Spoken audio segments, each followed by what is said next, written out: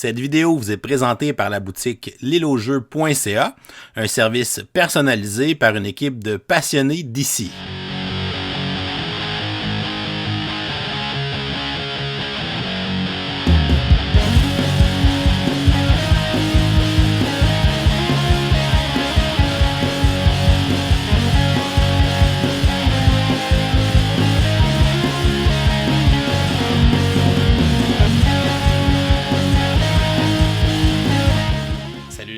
Bienvenue à Professeur Board Game, je m'appelle David.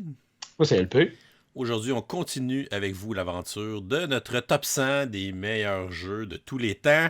Quatrième segment, on va s'attaquer aux positions 61 à 70 aujourd'hui. Est-ce que tu es prêt? Oui, tout à fait, tout à fait. On a eu des bons titres qui sont déjà sortis. Il y a déjà eu quelques gros morceaux de passé.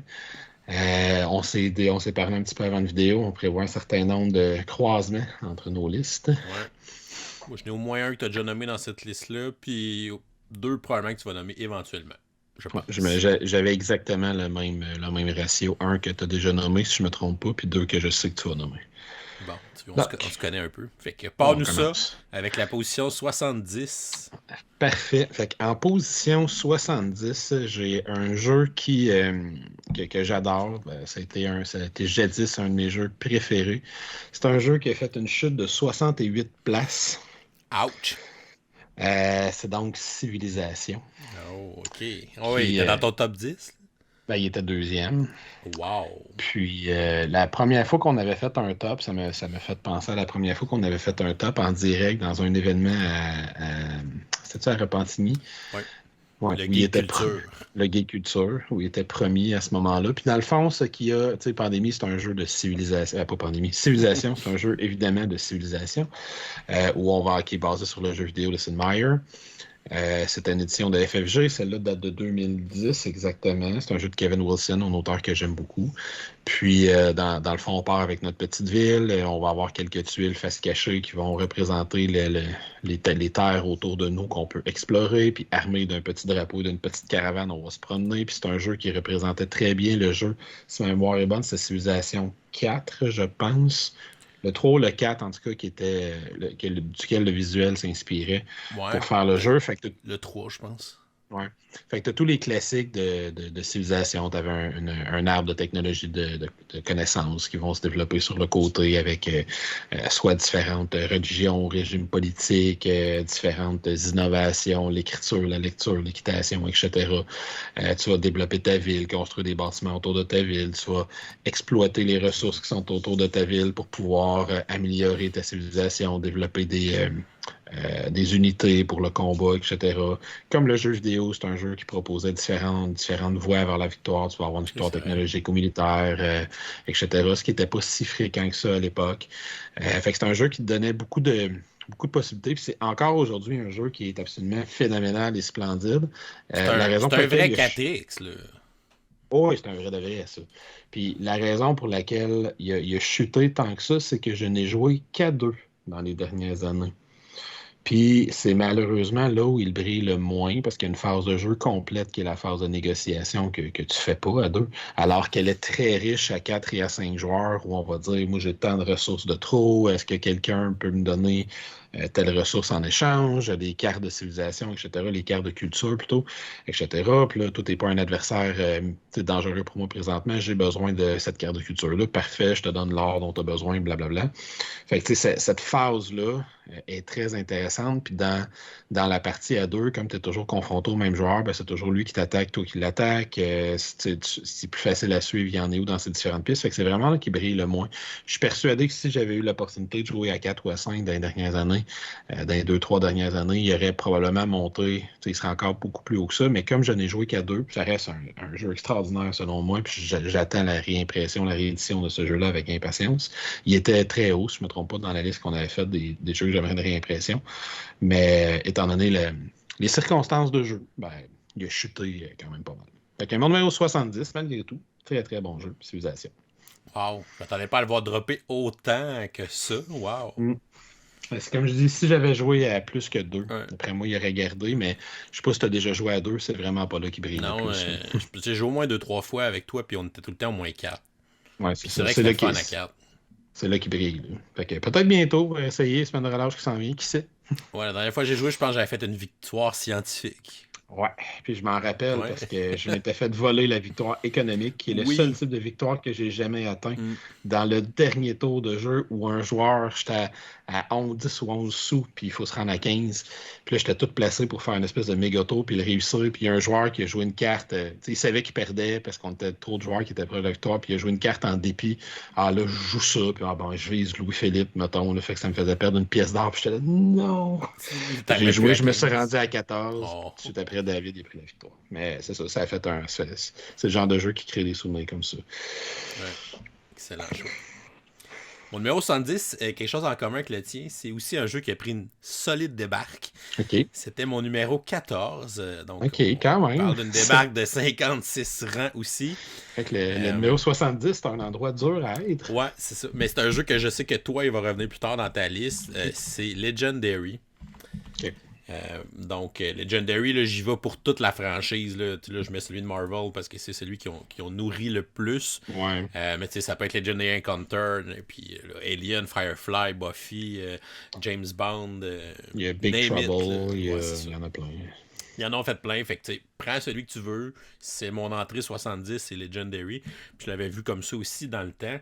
C'est sûr qu'à l'époque, c'était un jeu que je jouais beaucoup plus souvent. J'ai pas ressorti Legendary souvent dans les dernières années. En fait, jamais avec ma boîte de jeu à moi.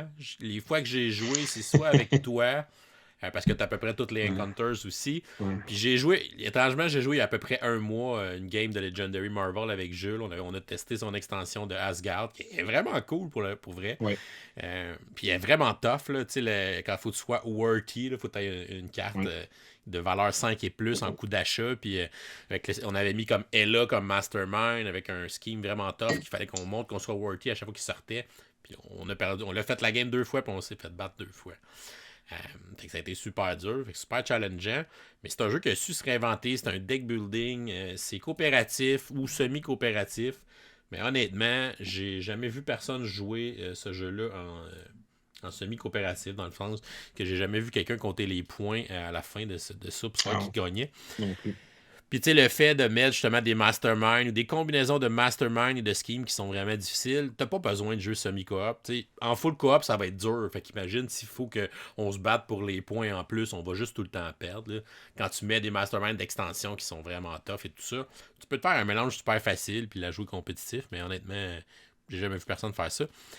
Fait que tu sais, c'est un bon deck building encore une fois, Legendary. Ils font encore du stock aujourd'hui en 2023. Tu sais, ça fait 11 ans que le jeu roule. Ils sortent c'était des 4 extensions de Marvel à chaque année depuis plusieurs années. Ils sortent des spin-offs aux 2-3 ans. Là, ils en sortaient aux 2 ans là, avant la pandémie. Là. Ça a étiré un petit peu. Là. Le prochain, ça va être Legendary Matrice qui devrait arriver bientôt. Fait que c'est un super bon système, c'est un deck building que j'aime bien, c'est un deck building super simple, 2 ressources, t'as de l'achat pour t'acheter des cartes, t'as de l'attaque pour battre des ennemis. Faut que tu battes un genre de boss qui est le mastermind, le super vilain. On peut changer le scénario en mettant des schémas différents, des schémas machiavéliques différents. Fait que c'est un jeu qui a une variabilité infinie, Legendary. Tu peux tellement faire de combinaisons de héros, de schemes, de mastermind, de vilains différentes à chaque partie. Ça peut être vraiment une belle boîte à surprise. Mais maudit que la mise en place est longue. À la fin, tout a séparé les paquets de cartes et tout ça. C'est un petit irritant, mais c'est pas grave. J'ai du plaisir à chaque fois que je vais embarquer dans une game puis je vais le sortir. Puis c'est pas le genre de jeu que je refuserais une partie si on me le propose en disant on se fait-tu un petit Legendary à soir, on finit-tu la soirée avec un Legendary, ben pourquoi pas, c'est un beau système de jeu qui est le fun, puis qui ont aussi réussi à se dépasser, puis à inventer, tu sais, oui, ils sortent plein d'extensions avec des nouvelles cartes, mais chaque nouvelle extension va amener des nouveaux mots-clés, des nouvelles mécaniques, des nouvelles affaires, fait que tu sais, c'est pas juste de la paresse, il y avait quand même une belle équipe de développement derrière Legendary. Puis c'est ça. Mais c'est un jeu que j'ai moins sorti dans les dernières années, puis moins eu l'occasion de jouer. Fait qu'il a un peu glissé dans mes préférences, mais j'y jouerai encore si on me le propose. Ouais, très bon choix. Fait que mon numéro 110, Legendary. Parfait. Je continue donc avec mon numéro 69, parce que je dirais rien d'autre sur Legendary. Des fois, on en reparle. Des fois, hein? Mon numéro 69, donc je joue avec un jeu que justement, moi aussi, j'ai joué tout récemment. J'ai joué la semaine passée quelques parties dans une soirée parce que c'est un jeu que tu enfiles les parties si tu aimes ça. C'est un jeu de combat, de duel à un contre un où chaque joueur va incarner un champion d'une différente mythe, d'une différente époque. C'est Unmatched. Il y a plusieurs boîtes qui existent, Battle of Legends, volume 1 et 2. Il y a Cobble and Fogs qui existe. Il y a 2 boîtes de Marvel qui Ouais, je vais existent. mettre Il y a une celle-là. boîte de. Juste parce que je trouve drôle le match-up. Ouais, ça c'est la boîte de Bigfoot contre Robin des Bois. La plupart des boîtes, à ma connaissance, sauf une, sont des boîtes qui se jouent en entièreté. Fait que tu peux acheter juste la boîte de Robin des Bois puis jouer à un match. Tu vas avoir juste 2 personnages, mais tu peux jouer l'un contre l'autre. Il y a juste, à ma connaissance, la boîte de Bruce Lee qui est tout seul dans sa boîte puis que t'as pas le plateau puis tout le matériel pour jouer. Tu as juste un personnage qui s'ajoute. Fait qu'en match, c'est un jeu de cartes et de confrontation. Chaque champion que tu vas incarner, dans notre exemple devant nous, on a Robin des Bois contre le Bigfoot qui se battent dans une forêt. Chaque champion va venir potentiellement avec des petits jetons. C'est une figurine qui vient avec quelques jetons de plastique, des fois, qui vont représenter ses différents acolytes. Dans le cas de Robin des Bois, il y a les Merrymen en anglais, là, en tout cas, c'est son espèce de groupe d'archers, les joyeux lurons de la forêt, là, je ne sais pas trop comment les appeler. Je ne me rappelle plus du nom en français. Chaque combattant va être représenté par une roulette de points de vie et par un deck de cartes. On va commencer avec un certain nombre de cartes, 5 en début de partie. Puis ensuite, on va faire l'une de 3 actions à son tour de jeu. On va faire des 2 actions par tour. Je de 3 actions. On peut faire une manœuvre qui nous permet de piger une carte et de se déplacer. On peut faire une attaque. On peut faire une action spéciale en jouant une carte qui a le symbole d'action spéciale. C'est pas plus compliqué que ça, puis on essaie de descendre son ennemi à 0 point de vie. Évidemment, la grande particularité vient du fait que chaque combattant se joue d'une façon complètement différente les uns des autres. Le Bigfoot, il y a très peu d'effets particuliers, mais il va frapper extrêmement fort. Et évidemment, il est dans la forêt, donc des fois, il va comme disparaître quelque part puis réapparaître ailleurs, un peu comme s'il se téléportait, tandis que Robin des Bois, il y a plein d'hommes avec lui, fait qu'il va s'en servir pour créer des espèces de murs avec lui, puis il peut tirer de loin, ce qui est très fort dans le jeu. La méduse va faire défausser des cartes de son regard glacial. Alice va grandir et rapetisser de taille selon si elle passe par le terrier ou non. Puis ça va changer sa défense puis son mouvement selon la taille qu'elle a. Le roi Arthur, il peut sacrifier des cartes pour frapper plus fort utilisant la puissance d'Excalibur. Il y a plein de Beowulf, il y a des jetons de rage. Ghost Rider, il y a des espèces de tokens de feu, puis il peut mettre le feu partout sur le plateau. L'homme invisible, il disparaît, puis il laisse des jetons de brouillard sur le plateau, puis il réapparaît dans le brouillard d'autres moments. Je l'ai poussé. Bloody Mary, elle a des bonus spéciaux si elle réussit à faire 3 actions dans le même tour parce qu'elle dit son nom 3 fois. Moon Knight a ses personnalités différentes. Moon Knight, il y a 3 personnalités différentes, puis il change de personnalité à tous les tours de jeu. Luke Cage, étrangement, il a moins de points de vie que tout le monde, mais il a une armure naturelle. C'est bon. Ce qui est très fort dans un match, il bloque genre les 2 ou 3 premiers points de dégâts, toutes les attaques qu'il reçoit en affaire de genre, ça n'a pas de sens. Mais ils ont toutes pas de sens. Bullseye, il y a une portée de 5, puis là, on voit compte le nombre de cases qu'il y a sur le plateau, puis dis-toi une portée de 5 cases, ça va loin. Fait qu'ils ont toutes quelque chose de vraiment très cool. Un de mes personnages préférés au niveau de sa mécanique, c'est Daredevil, que plus il est proche de 0 point de vie, puis moins il y a de cartes dans ses mains, plus il est fort. Fait que plus il est magané, plus il fait un comeback puissant sur son adversaire. Exactement. Fait qu'ils ont tous quelque chose comme ça. Electra, elle meurt. Faut qu'elle meure une fois, puis après, quand elle revient, elle ressuscite, puis elle devient super forte, là, sa deuxième vie, mais elle a moins de points de vie dans sa deuxième vie. Fait que tu sais, ils ont toute une mécanique super différente, sont toutes super le fun à jouer. Il n'y en a aucun que j'ai trouvé désagréable. Même Achille, qui a son cousin, là, je me rappelle plus comment il s'appelle, son jeune cousin avec lui, qui sont 2 sur le plateau, mais dès que son jeune cousin meurt, il vient enragé puis il veut tuer tout le monde, comme dans la légende de Troie. Ils ont tous de quoi de très cool. Fait que si t'aimes les jeux de confrontation à 2, il est vraiment réussi. C'est sûr que lui, ce qu'il s'est fait parfois reprocher, c'est que t'es un peu prisonnier de ta main de carte. Il faut que tu sois capable de faire le mieux possible avec les cartes. Si les cartes, t'es pigé au hasard. T'as un deck qui représente ton bonhomme, mais des fois, t'as besoin d'une carte de défense, puis t'en piges pas. Tu piges juste des cartes d'attaque ou l'inverse. Tu reçois une salle volée. Puis tu reçois une salle volée, sauf que c'est des games de 20 minutes. Ouais, c'est ça. Fait que, tu sais, moi, manger une volée pendant 20 minutes, ça me dérange pas tant. On change de bonhomme, puis on repart, puis ça recommence. Fait que c'est vraiment un jeu que j'adore, là, avec du super beau matériel en plus. Les figurines viennent avec un petit shade. Déjà, là, le matériel est vraiment très sharp. Puis, dans 3 boîtes d'Unmatch, ça date presque tout ce qui est sorti rentre, à part le Tyrannosaure et la boîte d'Houdini. Il y a Houdini contre le Génie, qui est sorti il n'y a pas très longtemps, que j'ai pas essayé encore. Okay. Puis là, ils ont annoncé déjà d'autres boîtes de Marvel. Là. Il y a une boîte avec Miss Marvel. Winter Soldier. Ah Il y a une oui. boîte de Winter Soldier, Black Widow, puis Black Panther, puis il y a une autre boîte avec genre Squirrel Girl, comme la boîte de Teen, là, Miss Marvel, Marvel, Squirrel ouais, Girl, Squirrel Girl. puis une autre fille, là, je sais pas si c'est une fille, en tout cas un autre personnage de cette génération-là que moi je connais un petit peu moins. Là. Oh, attends, Vincent nous dit qu'il a vraiment hâte de jouer Squirrel Girl. On va lui acheter à sa fête. Voilà. C'est ça. C'est juste ce bonhomme-là. Ouais, c'est Son ça. préféré. Fait que voilà, c'était mon choix numéro 69, un jeu que j'aime vraiment beaucoup, beaucoup, beaucoup. Très bon jeu de duel, un des meilleurs du genre Un Unmatched. petit jeu d'escarmouche bien léger, Oui, bien accessible. exactement. Exactement. Avec un style visuel quand même très cool sur les cartes. Là. Voilà. Qui est d'ailleurs une réimplémentation d'un vieux jeu de Star Wars, pour ceux qui ne le savaient Ouais, pas. qui s'appelait Epic Duels. Epic Duel, ouais. Ouais, qui était, ça, dans le fond, c'est un des premiers jeux de Restoration Games qui les a mis sur la map. Je pense que c'est un de leurs premiers, ouais. Ouais, parce que je me rappelle quand on l'avait vu à Gen Con, ça faisait pas très longtemps que c'était sorti, puis ils faisaient un gros tabac avec leur figurine de Bruce Lee, entre Oui, autres, oui, c'est qui vrai. implantait dans le jeu, qui a une mécanique super cool, là, qu'il peut comme combiner des petites attaques très rapidement, évidemment. Fait qu'il y a beaucoup de cartes, genre, qui font un de dégâts, mais que tu repiges une carte puis tu peux jouer. Ah, c'est cool, ça. Ouais.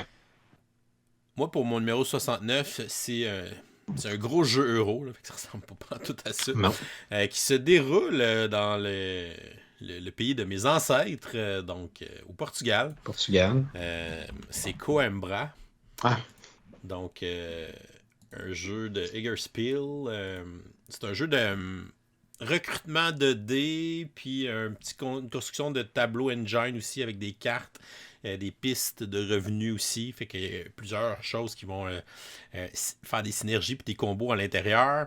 C'est un jeu qu'on a aussi une espèce de carte là, du Portugal là, sur laquelle on se promène, où il y a des villes et tout ça, où on va pouvoir mettre des bonus. Ce qui est vraiment cool dans ce jeu-là, c'est un peu comme Titan qui est sorti cette année, c'est que c'est un jeu qui utilise à la fois les numéros qui sont sur les dés puis à la fois les couleurs. Fait qu'on va commencer par faire une phase de draft. Fait qu'on va lancer un certain nombre de dés. Il y a comme 3 couleurs de dés, 3 ou 4 couleurs de dés. Puis on va drafter à tour de rôle jusqu'à 3 dés. Puis on va les mettre sur nos petites bases de couleurs, de notre couleur de joueur. Les dés qu'on va avoir accès pour cette manche-là. Une fois qu'on a fini de drafter nos dés, on va aller drafter des cartes. C'est comme un double draft. Là. On draft des dés, après ça, on va utiliser ces dés-là pour drafter des cartes.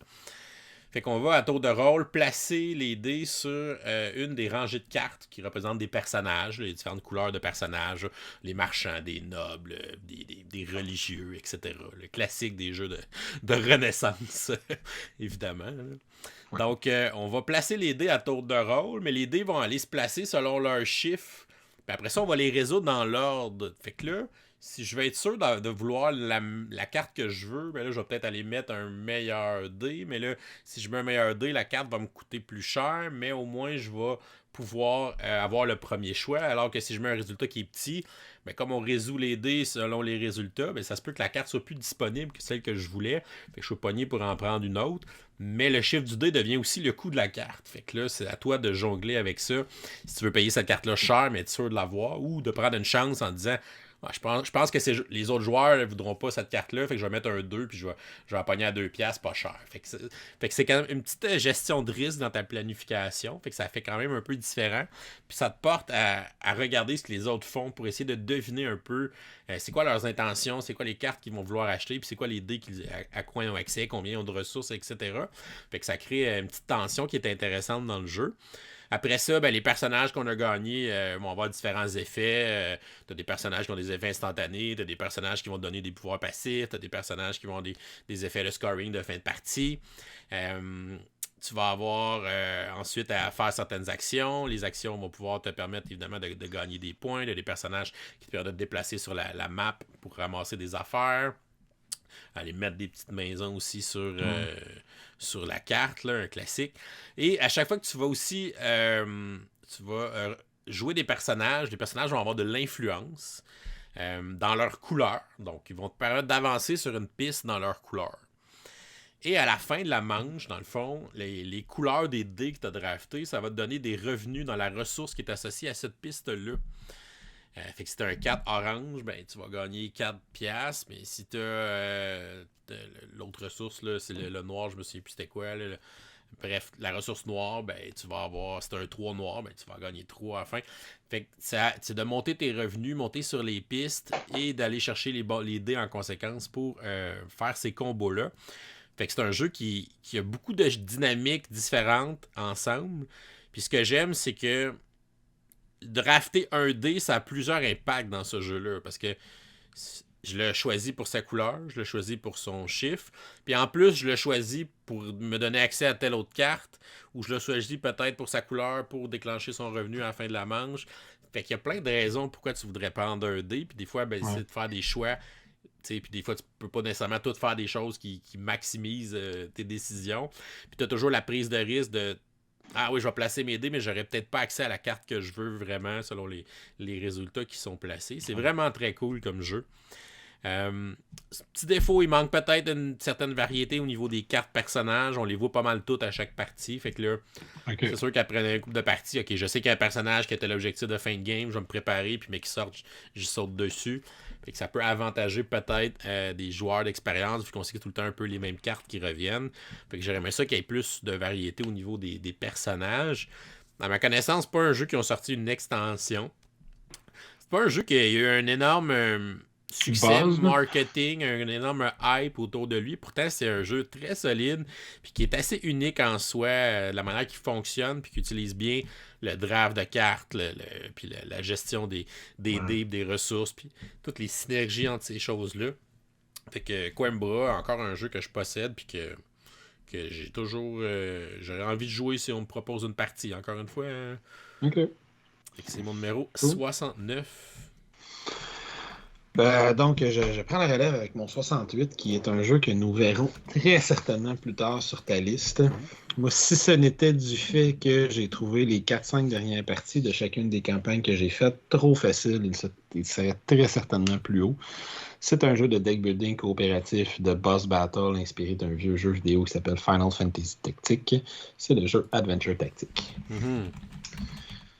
Dans Adventure Tactics, les joueurs vont créer un groupe d'aventuriers qui, grosso modo, sont dans leur village, se fait attaquer par des gobelins, un bébé est kidnappé par des vilains, un storyline qui rappelle étrangement un film comme Willow, par exemple.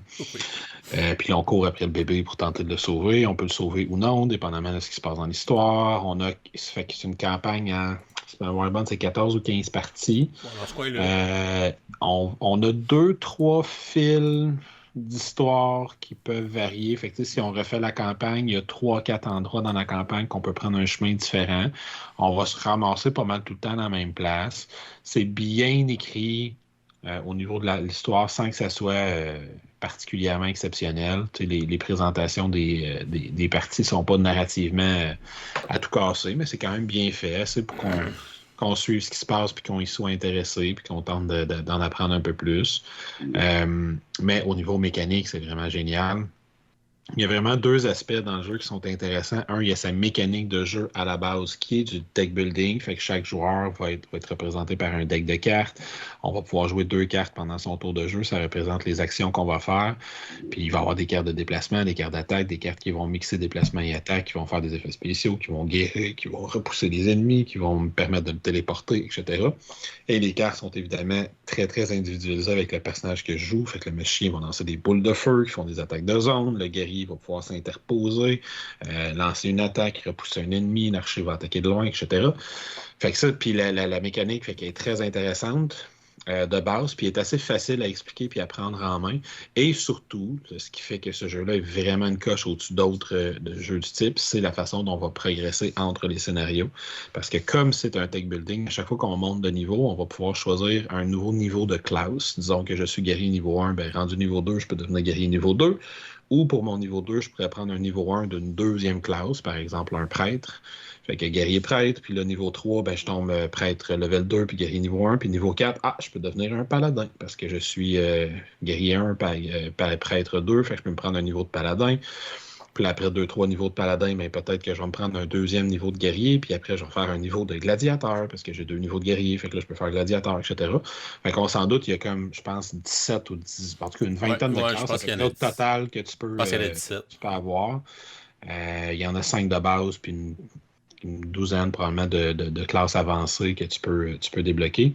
Puis à chaque fois que tu gagnes un niveau, ce que tu fais, c'est que tu prends des cartes qui sont spécifiques à la classe dans laquelle tu viens de gagner un niveau, puis tu l'ajoutes dans ton deck, en ayant la possibilité aussi de brûler, d'enlever beaucoup de cartes de ton deck. Fait que ça te permet de garder un deck relativement équilibré. Fait que ça fait que je peux, à haut niveau, je peux être un guerrier qui a pris des niveaux de magicien, fait que j'ai quelques boules de feu dans mon deck, mais j'ai aussi mes grosses attaques physiques, tout en ayant un sort de téléportation, deux, trois sorts de soins, parce que j'ai fait quelques niveaux de paladin, etc. Fait que les possibilités sont infinies. Là. J'ai fait la campagne 3 fois, puis 2 fois et demi. Puis, ça a toujours été super plaisant de découvrir des combos, puis à un moment donné, d'arriver à un certain niveau, 7-8, puis de faire Oh, si je prends ce niveau-là dans telle classe, j'avais pas pensé que telle synergie entre mes deux classes ou entre les pouvoirs que j'ai va créer un combo extraordinaire. Puis toutes les cartes que tu gagnes, tous les équipements que tu gagnes, c'est des cartes que tu ajoutes dans ton deck. Fait que si je bats le Dragoon, puis je ramasse ses bottes, ben je regagne une paire de bottes qui me permet de sauter super loin puis de faire une attaque en mêlée avec un déplacement très loin. Puis si je bats tel monstre, ça me permet de chercher son bouclier, etc. Fait que ton équipement est intéressant parce que c'est pas de l'équipement que tu lootes dans un coffre, que c'est un peu n'importe quoi. C'est toujours spécifiquement lié au monstre que tu viens de tuer. Fait que c'est un boss fight hyper intéressant avec un système de développement hyper intéressant. Puis comme je l'ai dit, j'ai jonglé. C'est un des jeux, quand j'avais fait mon premier, j'oublie le terme, Pub Meeple, que j'ai fait comme toi, je l'ai fait à quelques reprises. C'est un jeu qui a navigué à peu près 40 places entre mes différents placements. Parce que pendant 10 games, le jeu il est presque un top 10. Puis là, dans les 2-3 dernières games, je trouvais qu'il s'effritait parce que. Comment je dirais ça? C'est comme si mes derniers niveaux ils étaient moins importants parce que les boss ont des terrasses à une vitesse phénoménale. Le dernier boss, je pense qu'il n'a pas joué. L'une des campagnes que j'ai faites. Fait que si mon dernier boss avait été le point culminant de toute une campagne, puis il faut que j'aille au bout de mes ressources, puis qui est difficile, puis etc., j'aurais eu une expérience extraordinaire, phénoménale. Puis on s'entend, il est quand même 68e, il n'est pas mal classé. Non. Fait que je trouve juste qu'il est parfait pendant une douzaine de parties, puis qu'il s'essouffle un petit peu. Il est comme 2-3 games de trop, je trouve. Mais à part ça, c'est vraiment une expérience à vivre. C'est un jeu qui va rester dans ma collection probablement très longtemps parce que je sais que dans 2 ans, on repart ça. Moi, essayer d'aller vers le Time Mage que j'ai jamais essayé, puis je vais avoir autant de fun que la première fois. Ouais, moi, justement, je suis en train de refaire une deuxième fois présentement à 2, fait que ça permet de découvrir d'autres classes, puis d'autres classes, c'est ça. D'avoir vraiment du fun avec ce jeu-là. Puis, tu sais, honnêtement, les parties, c'est 1 heure. T'sais, c'est pas si long que ça non plus. C'est pas long. T'as pas tant de lecture que ça entre les scénarios, t'as un petit peu de maintenance, ton level up, ça se fait quand même assez vite aussi. Fait que tu sais, c'est le genre de jeu que c'est rare que tu joues pas 2-3 games même dans ta soirée. Puis 2 joueurs d'expérience quand la dernière campagne que j'ai faite au complet, que j'ai faite avec quelqu'un, on a fait en 4 séances, je pense. On l'a parti, mettons, un samedi qu'on s'est dit, on joue en avant-midi, puis en après-midi, je pense qu'on a fait 6 games la première fois, puis après, à coup de 3 parties, mettons, par soirée, ça a pris 3 autres soirées, puis on a fini ça. Bon, on risque d'en reparler un moment donné, de ce jeu-là, dans le top 100. Potentiellement, c'est ce que je me dis. Plus tard. Moi, en 68e, j'y vais avec un nouveau jeu, qui est le jeu Parks, un jeu de 2019. Un jeu qu'on a ramené de Gen Con, notre dernier Gen Con. C'était un jeu qui était assez hypé dans le top des jeux de Gen Con cette année-là. Je vous cacherai pas que c'est un jeu qui a été hypé plus par son visuel que par son gameplay. Même si le gameplay est bon, mais tu sais, tout le monde parlait du visuel ou du matériel, les composantes dans le jeu. C'est un jeu de déplacement d'ouvriers, on va dire. Donc, on va évidemment aller visiter des parcs nationaux. Le jeu a été aussi designé graphiquement par une série d'illustrations qui est je pense que c'est les 52 parcs américains là. Fait qu'ils sont tous inspirés de vrais parcs nationaux, dont quand même quelques-uns que j'ai visités dans un voyage en 2016, l'année où j'ai démarré la chaîne. Donc, c'est le fun de voyager dans ce jeu-là. Les illustrations sont magnifiques, évidemment. Ça t'aide un peu à plonger dans cette beauté-là. Puis quand, tu sais, on dit que les jeux modernes, des fois, c'est des œuvres d'art, ben, tu sais, celui-là, je pense que ça confirme un peu ce phénomène-là, puis cette popularité-là que les beaux jeux vont avoir. C'est sûr que ça l'a aidé.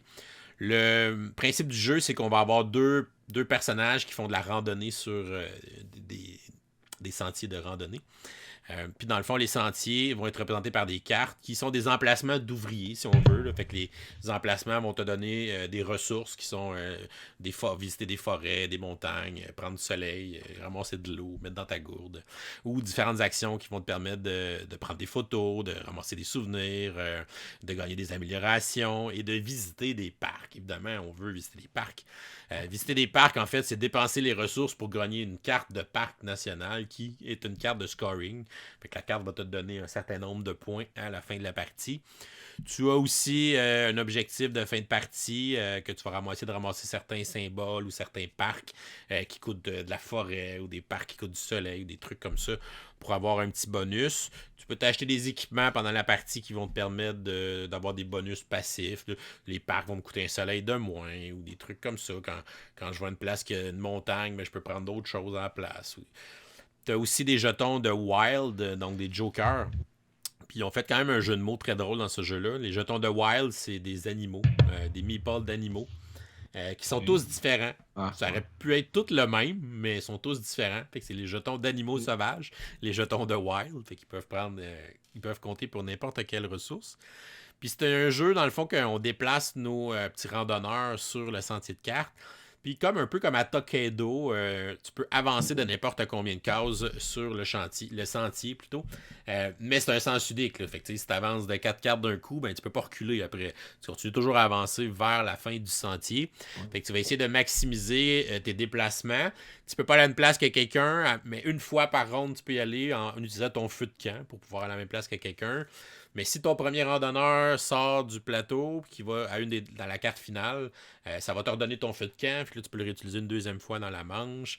Fait que c'est le timing avec ça, où les autres sont placés, qu'est-ce que tu vas essayer de ramasser. C'est un jeu aussi que tu as un maximum de ressources que tu peux avoir sur toi. Fait que tu peux pas juste ramasser plein de ressources puis acheter juste des parcs à la fin. Fait que tu peux pas avoir plus que 12 ressources. Fait que c'est à toi de gérer tout ça. Fait que c'est un jeu sympathique, c'est léger. Le gameplay est le fun aussi. Mais c'est sûr que c'est évidemment un jeu qui est extrêmement magnifique par ses illustrations puis la production. Tout aussi est bien serré dans un insert. Super belle production pour Parks, qui a eu une extension que j'ai essayé une fois sur BGA, qui est quand même très cool aussi. L'extension Nightlife. Donc, beau petit jeu familial. Super le fun. Parks, c'est mon numéro 68. Puis évidemment, depuis que j'ai Parks, je me suis débarrassé de Tokaido. Que Parks, c'est parce qu'il va gratter Ils vont gratter un peu à la même place, là. Mais je trouve le gameplay de Parks un peu plus fun puis un peu plus beau. Même si Tokaido est beau aussi, là, mais... Oui, il est très beau. Hein, il est réputé pour ça aussi. Je trouve que le système de jeu de Parks est un peu plus intéressant. Parfait. Je l'ai entré étrangement. Je l'avais fait une fois à Gen Con quand on l'avait pris, puis je n'ai pas joué depuis. Donc, je poursuis avec mon 67. C'est le jeu que tu as déjà nommé, que toi tu avais nommé. Là, je ne me rappelle plus le rang. 84e position. C'est le jeu Zombicide, qui pour moi fait une petite chute de 30 places, ce qui n'est pas si mal. Bon, non, c'est correct. 7e position la dernière fois. Si j'avais à en nommer un, ça serait probablement le plus récent auquel moi j'ai joué, le Zombicide Undead or Alive. Je n'ai pas joué au Zombicide Marvel, qui paraît-il est très bien, mais qui ne m'intéresse pas plus qu'il ne le faut. Zombicide, on est dans le classique jeu de coopératif d'une ville infestée par les zombies. Et les joueurs doivent collaborer pour tenter de les repousser. C'est un jeu où on va lancer des batteries de dés. On va tuer plein de zombies. On va grimper rapidement en niveau, débloquant des nouvelles, des aptitudes, des talents spéciaux, etc. Ce qui va pouvoir nous permettre de combattre les zombies. Plus on est fort, plus il y a de zombies sur le plateau. Parce que le nombre de zombies qui apparaît est en fonction de notre niveau d'expérience. Mais en fait, du niveau d'expérience du joueur qui en a le plus.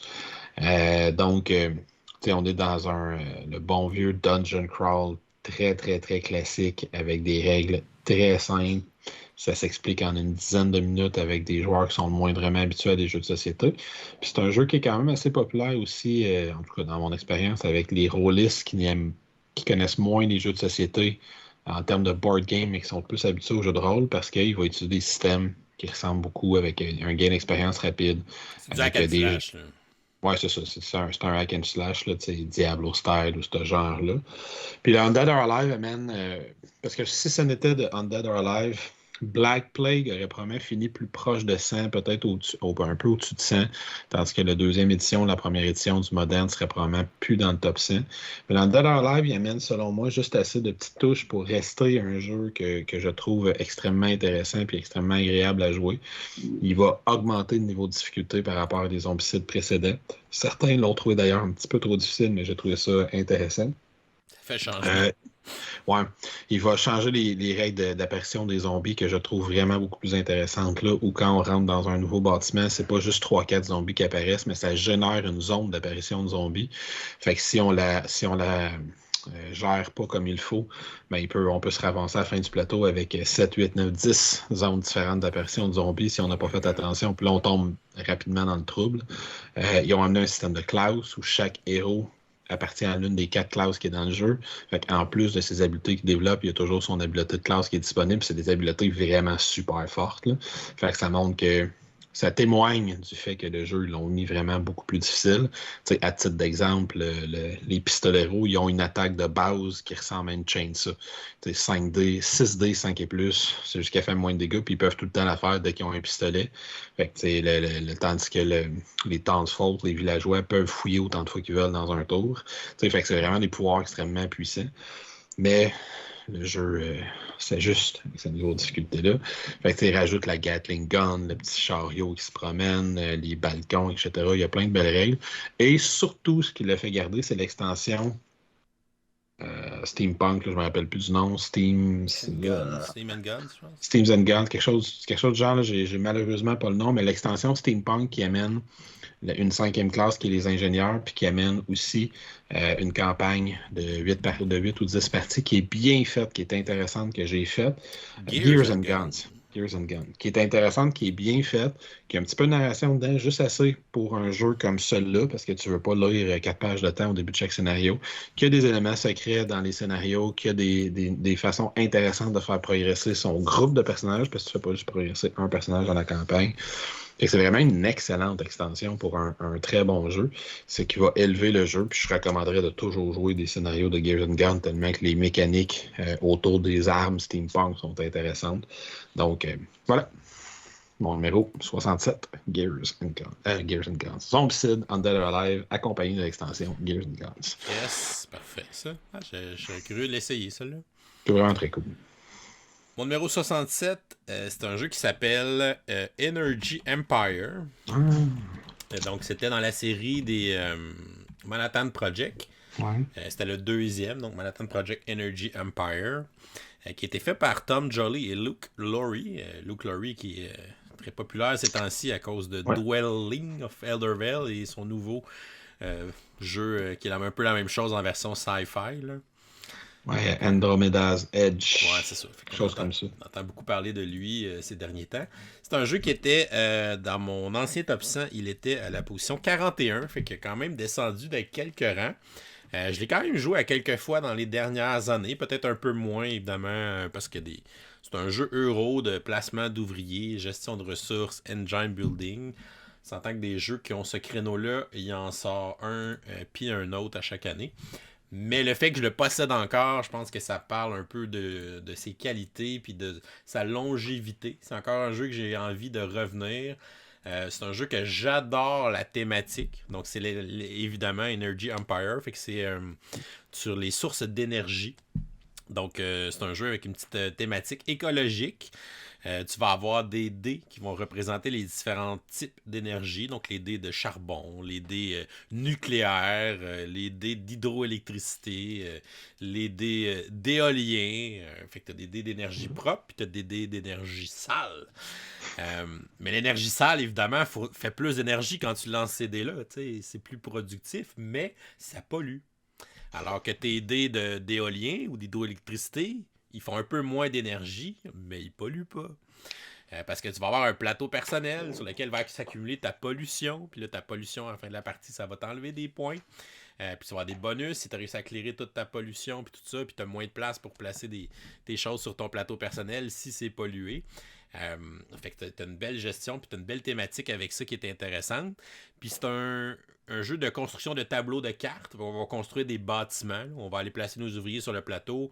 C'est un jeu qu'on peut placer. On peut se placer à la même place que les autres, mais il faut qu'on mette plus d'ouvriers. Puis les ouvriers, c'est comme des petits bonhommes en carton. Il faut juste en mettre plus haut que l'autre pour pouvoir y aller. Parce que tu as plusieurs ouvriers à t'apporter. Puis tu vas construire des cartes qui représentent des bâtiments. Puis les bâtiments, tu vas pouvoir aussi aller placer éventuellement tes ouvriers sur tes cartes de bâtiments. Fait que c'est un jeu de placement d'ouvriers que oui, on a des emplacements sur un plateau de base pour aller faire nos achats, gagner des ressources et ainsi de suite. Mais on a aussi toutes les cartes qu'on va construire ou tous les bâtiments qu'on va construire vont avoir des actions dessus qu'on va pouvoir utiliser nos ouvriers aussi pour aller faire ces actions-là qui sont juste à nous dans notre engin. Puis c'est le genre de jeu, un peu comme il a fait dans tous ses derniers jeux, le Luke Lowry, c'est que tu places des ouvriers ou tu prends tes ouvriers. Fait que quand tu vas prendre tes ouvriers, tu vas les regagner et c'est là que tu vas faire ta phase d'énergie. Fait que c'est là que tu vas relancer tes dés de toutes les sources d'énergie que tu as et tu vas faire un certain nombre d'énergie. L'énergie, ça va être utilisé pour pouvoir payer les coûts de certains bâtiments, évidemment, pour les activer. Puis tu vas pouvoir aussi tout le temps mettre de l'énergie en dessous de tes ouvriers pour que les mettre plus haut. Fait que ça peut servir à aller à des endroits aussi où il y a déjà des ouvriers de placer sur le plateau principal. Fait que c'est un super bon jeu de gestion avec une thématique que j'adore. Puis qui mélange quand même un petit côté dé avec le côté engine building. Puis le côté que la pollution aussi, de la manière qu'elle fonctionne. C'est ça qui va triggerer la fin de la partie, dans le fond. Qui va déclencher la fin de la partie quand on va avoir mis trop de pollution dans la game. On a comme des piles de pollution. Puis à chaque fois qu'une pile est finie, ben là, il va y avoir comme une carte d'objectif qui va arriver, qui va pouvoir scorer. Puis il y a des façons d'aller regarder ces cartes-là d'avance pour se préparer un peu à aller scorer de meilleure façon pour gérer où on veut enlever notre pollution. Parce que c'est ces colonnes-là ou ces rangées-là qui vont scorer. Fait qu'on peut essayer de planifier comme ça. Fait que bon petit jeu que j'adore beaucoup puis qui est encore dans mon top 100. Mais cette fois-ci à la position 67. Energy Empire. Ben, je joue à un moment donné. Ouais, c'est vraiment cool. Donc, numéro 66 déjà. Là, je viens de parler de Zombicide, un énorme jeu, plein de figurines, plein de dés, etc. On s'en va à l'opposé avec un jeu qu'on est un petit peu plus dans l'abstrait, où on a une mécanique... c'est un jeu qui peut jouer de façon coopérative ou compétitive. Je vais parler spécifiquement de la version coopérative. Jeu dans lequel nous sommes un groupe d'aventurières qui combattons une boss qui nous tire dessus. Nous tentons d'éviter ses balles. Il y a la particularité d'être le seul jeu de mon top 100 qui a un emoji dans le titre. Je jouais même en deux. Ben, Bullet R, Bullet Star, c'est les deux jeux de base. Il y a Bullet Orange, qui est une extension qui existe également.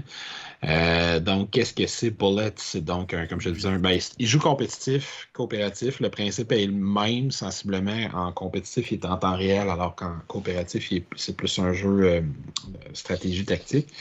Les joueurs vont avoir un plateau devant eux, vont se choisir une héroïne. L'héroïne va venir avec un plateau spécifique pour elle. À cela, on va accoter une espèce de plateau sur lequel les balles qu'on va recevoir vont descendre. Et selon le nombre de tours de jeu puis l'ennemi qu'on va avoir, je ne tomberai pas dans le détail des règles, mais on va piger un certain nombre de jetons d'un sac commun qu'on va mettre dans notre sac personnel. Puis ensuite, le tour va commencer. L'objectif étant de gérer l'afflux de balles qui va rentrer sur notre plateau, de les faire dévier pour pouvoir les relancer vers le boss. Comment on va les faire dévier? Ben, c'est qu'on a un certain nombre de points d'action à tous les tours de jeu. On a un deck de cartes qui est spécifique à notre personnage. On a des actions qui sont également spécifiques à notre personnage. Et on va dépenser nos points d'action en utilisant les pouvoirs spécifiques de notre héroïne pour déplacer les balles. De façon que les balles vont se placer sur notre plateau. Quand on va piger dans notre sac personnel les balles une à une, ben, si je pige le 3 bleu, ben, je le place dans ma troisième case qui est libre dans la colonne bleue. Puis après, si je repige un autre 3 bleu, ben, je vais le placer sur le quatrième cercle parce que je le place sur la première case qui est libre, comme le troisième, la case numéro 3 est occupée. Mais si je compte 1, 2, 3 de libre, j'arrive sur la quatrième case. Puis je vais placer tous mes jetons comme ça. Je peux arrêter à n'importe quel moment de piger mes jetons pour commencer à les manipuler en utilisant des questions, puis dire, bon, ben, je vais prendre 2 points d'action pour tasser le jeton bleu à tel endroit. Selon les pouvoirs que j'ai, je vais prendre un point d'action pour interchanger 2 jetons, etc., etc. Je peux recommencer à piger dans mon sac. Quand mon sac est vide puis que j'ai pigé tous mes jetons, je peux mettre fin à mon tour de jeu n'importe quand, mais je dois continuer mon tour de jeu tant qu'il me reste des jetons dans le sac. Et j'ai un deck de cartes qui représente des espèces de schémas de balles que je dois faire sur mon plateau. C'est là que le jeu devient très tactique. Si je réussis à avoir, on le voit un petit peu par exemple dans les cartes qui sont en bas à droite de l'affiche, si je réussis à avoir une balle rouge et une balle jaune à 2 cases de distance l'une d'elles, ben, ça me permet d'éliminer toutes les espèces de petits symboles d'explosion qu'il y a sur la carte. Si je réussis à avoir 2 symboles verts, 2 balles vertes avec une case vide à côté, je peux éliminer les 3 balles qui sont en dessous. Toutes les balles qu'on élimine, on les renvoie sur le boss. Collaborativement, on va faire ça. Selon le boss qu'on affronte à tous les 10, 20, 30, 40 points de dégâts qu'on y fait, on y enlève l'un de ces espèces de boucliers. Plus on y en enlève, plus on débloque des pouvoirs spéciaux, des attaques spéciales de ce boss-là. Le boss a lui-même une espèce de schéma de balle qu'on doit réussir à faire pour bloquer sa grosse attaque qu'il va faire à tous les tours de jeu. Puis on collabore. Puis dans la phase collaborative du jeu, on peut prendre des actions pour prendre de nos balles, les envoyer sur le plateau d'un autre joueur, soit pour s'aider, soit parce que lui a besoin de cette balle-là à tel endroit pour pouvoir faire l'un de ses schémas. Fait qu'il faut se parler beaucoup. Mais c'est un jeu très, très, très puzzle. Tu regardes tes affaires, puis tu es là, OK, ça, j'ai envoyé ça là, ça, si j'envoie ça là, ça me permet de faire telle carte, là, je vais en piger une autre, là, OK, je pige telle carte, là, je vais essayer de placer ces deux balles-là à tel endroit. C'est très, très puzzly comme jeu, très, très casse-tête, mais si on aime ce genre de casse-tête-là, une espèce d'après, pas tout à fait de Tetris, parce que c'est pas polyomino, mais d'avoir des. Puis on a vraiment le feeling des balles qui descendent sur notre plateau, puis il faut les manipuler, puis les tasser, puis réussir à faire des chemins, puis les renvoyer. Si on aime ce genre de puzzle abstrait-là, c'est vraiment extrêmement agréable. Puzzle spatial. Un puzzle spatial, oui. Puis le jeu, il y a une rejouabilité assez impressionnante parce que dans la boîte de base, il y a 8 héroïnes. Chaque héroïne peut être tournée de l'autre côté, qui devient un boss. Fait qu'on a 8 héroïnes, 8 boss. Dans une extension, on en a 4 héroïnes, 4 boss de plus. Puis dans l'autre boîte de base, on a 8 autres héroïnes, 8 autres boss. Fait que ça fait 20 boss, 20 héroïnes qu'on peut prendre. Puis chaque héroïne se joue différemment. Ils ont vraiment des façons différentes de jouer. Il y en a qui ont du matériel supplémentaire. Il y en a qui, les couleurs, c'est important. D'autres, c'est des chiffres, etc. Puis chaque boss a une mécanique différente aussi qu'on doit bien gérer pour affronter ce boss-là. Fait que c'est vraiment un jeu qui est impressionnant au niveau de sa rejouabilité pour la taille du jeu. C'est pas fait pour tout le monde, mais si t'aimes les puzzles spatiales, c'est vraiment un jeu extraordinaire. Fait que Bullet. Et je sais qu'il était dur à trouver pour nos amis en Europe, mais il a été récemment traduit et relocalisé en français, donc il devrait être facile à trouver pour vous présentement, parce qu'il ne l'était pas, évidemment, avant que ça soit fait. Puis mine de rien, je me rends compte que c'est déjà mon 3-4e jeu de Level 99. Ouais, un éditeur que t'aimes bien. Qui font quand même des jeux originaux, il faut leur donner ça, je pense. Je pense que c'est ça qui vient me chercher de leurs affaires. Ils ont des univers étranges, puis le fun. Ouais. Donc voilà. Mon numéro 66, c'est un jeu dans un univers que j'aime beaucoup et ce sera pas le dernier dans cet univers-là. Donc, c'est un jeu dans l'univers de Star Wars. Et j'ai choisi Star Wars Bordure extérieure pour la traduction française, donc de Star Wars Outer Rim. C'est un jeu un peu bac à sable. On va jouer des contrebandiers. Donc, tu peux jouer Han Solo, tu peux jouer Lando. Tu peux jouer, je pense qu'il y a Boba Fett aussi. Bref, tu joues des smugglers, des scoundrels, des truands de l'espace. Et tu vas essayer de devenir le smuggler ou le truand de l'espace le plus populaire de la galaxie. Fait que tu vas essayer de marquer, d'être le premier à avoir 10 de gloire pour que la galaxie reconnaisse tes faits de truand, de contrebandier. Je sais pas, c'est le terme que tu utilises. Je pense que c'est ça, contrebandier. Bon. Smuggler, c'est contrebandier. Smuggler, c'est contrebandier. Le scoundrel, c'est... Scoundrel, ça serait une espèce de roublard. Ouais, ça, là. Je vais aller vérifier.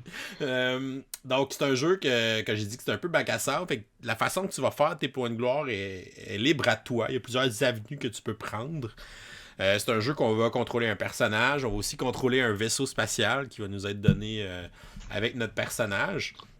Tu peux réussir à faire des points de gloire en faisant la quête personnelle de ton personnage, qui va aussi débarrer un pouvoir. Tu peux aussi faire la quête de ton vaisseau, qui va te donner de la gloire pour que ton vaisseau soit reconnu dans la galaxie. Tu peux faire du pick-up and deliver si ça te tente. Là. Tu vas aller chercher des contrats. Va livrer des marchandises illégales sur telle planète. OK, je vais aller faire ça. Je vais me faire reconnaître par le underworld de la galaxie. Il y a 4 factions aussi. Tu peux gagner de la réputation avec des factions, l'Empire, les rebelles, le syndicat du crime et évidemment les Hottes. Fait que tu peux aller travailler pour ces factions-là, essayer d'augmenter aussi sur la réputation si ils t'aiment ou pas. C'est un jeu un peu à la Firefly de board game, dans le sens que tu as ton vaisseau, tu peux aller recruter de l'équipage pour ton vaisseau. Fait que tu vas aller dans les différents spatioports des planètes, tu vas aller faire des rencontres avec des jetons de personnages. Et si tu réussis ou si tu les payes ou peu importe ce qu'ils vont te demander, ben, tu vas pouvoir gagner ce personnage-là. Il va venir comme membre de ton équipage, fait qu'il va ajouter des compétences que tu vas pouvoir utiliser quand tu vas faire des missions. Fait que les missions, c'est des cartes un peu d'histoire qu'on va lire. Puis là, tu vas avoir des tests de compétences à faire selon les compétences de toi et de tes membres d'équipage. Ben, tu vas essayer de passer au travers des différentes étapes pour essayer de réussir la mission. Puis ça aussi, ça peut te donner de la gloire. Tu peux être un chasseur de primes. Donc, tu peux aller chercher des cartes de target pour essayer de trouver cette personne-là dans la galaxie. Puis c'est drôle parce que la personne que tu peux avoir sur ta carte de chasseur de primes, mais ça se peut que ça soit, je sais pas, mettons, je cherche Chewbacca. Mais ça se peut que l'autre joueur, Chewbacca, c'est un de ses alliés parce qu'il l'a ramassé sur une planète puis s'est rendu un membre de son équipage. Fait que là, moi, il faut que j'y cours après pour aller essayer de capturer Chewbacca pour l'amener à l'autre planète pour pouvoir le livrer. Fait que il y a des affaires vraiment cool qui se passent dans ce jeu-là. C'est ultra thématique, c'est vraiment le fun. C'est un jeu qui manquait peut-être un peu de variété au niveau des paquets de cartes avec le jeu de base. Ils ont sorti une extension en 2022 que je viens de recevoir justement, que je n'ai pas encore testé. J'ai hâte de le faire pour voir justement si ça corrige ces petites lacunes-là. Il y a aussi quelques petites règles de plus avec l'extension. Dont une des façons de changer les conditions de victoire qui allonge la partie, qui n'est pas nécessairement une bonne chose, je pense. Le jeu est quand même assez long de base. Mais c'est ça, là, la nouvelle façon, c'est que ça te donne une quête personnelle. Fait qu'en plus d'avoir un certain nombre de points, ils descendent le nombre de points qu'il te faut. Faut que tu réussisses les étapes de ta quête personnelle. Ben bon, ça, j'ai peut-être moins confiance en cette partie-là de l'extension, mais le reste, ça avait l'air intéressant. Dont un système où tu peux demander des faveurs aux autres joueurs quand t'es dans la marde. Fait que si tu leur donnes ton jeton de faveur, ben, tu vas être obligé de l'aider quand lui va te demander de l'aide à une autre place. Okay, je trouvais ça cool. Là. Ça te permet d'utiliser une compétence d'un autre joueur. C'est comme si tu l'appelais avec ton comlink. Ouais, là, je suis pogné à telle place, j'ai besoin d'aide. Ouais, ben ok, ben je t'aide, mais en échange d'une faveur puis de 2000 crédits, mettons. Fait que là, tu peux comme négocier l'aide des autres joueurs. Fait que ça peut ajouter une petite dimension intéressante. Fait que c'est toujours plaisant à sortir ce jeu-là. Puis une belle réussite encore une fois avec un thème qui est pas facile de prendre un univers aussi connu et aussi aimé de ses fans.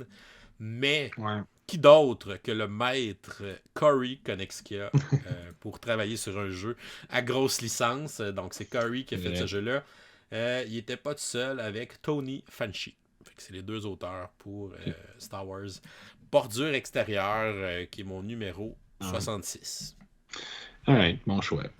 Je continue avec mon 65, qui est un jeu que je me demande vraiment si on va le voir sur ta liste plus tard. Je pense que tu l'aimes beaucoup, mais je sais pas si tu l'aimes assez pour qu'il soit sur ton top 100. C'est le bon vieux, je pense qu'on peut dire que c'est un classique moderne de TMG qui l'avait réédité, puis c'est DLP qui le fait maintenant, c'est Orléans. Ah, ben oui. Orléans, qui est un des meilleurs encore à ce jour, jeu vraiment de bag building et non pas de deck building, où on va avoir grosso modo, tu sais, puis il y a différents modes de jeu avec l'extension qu'on vient de voir passer rapidement qui s'appelle Invasion, qui est un excellent mode coopératif d'ailleurs dans Invasion.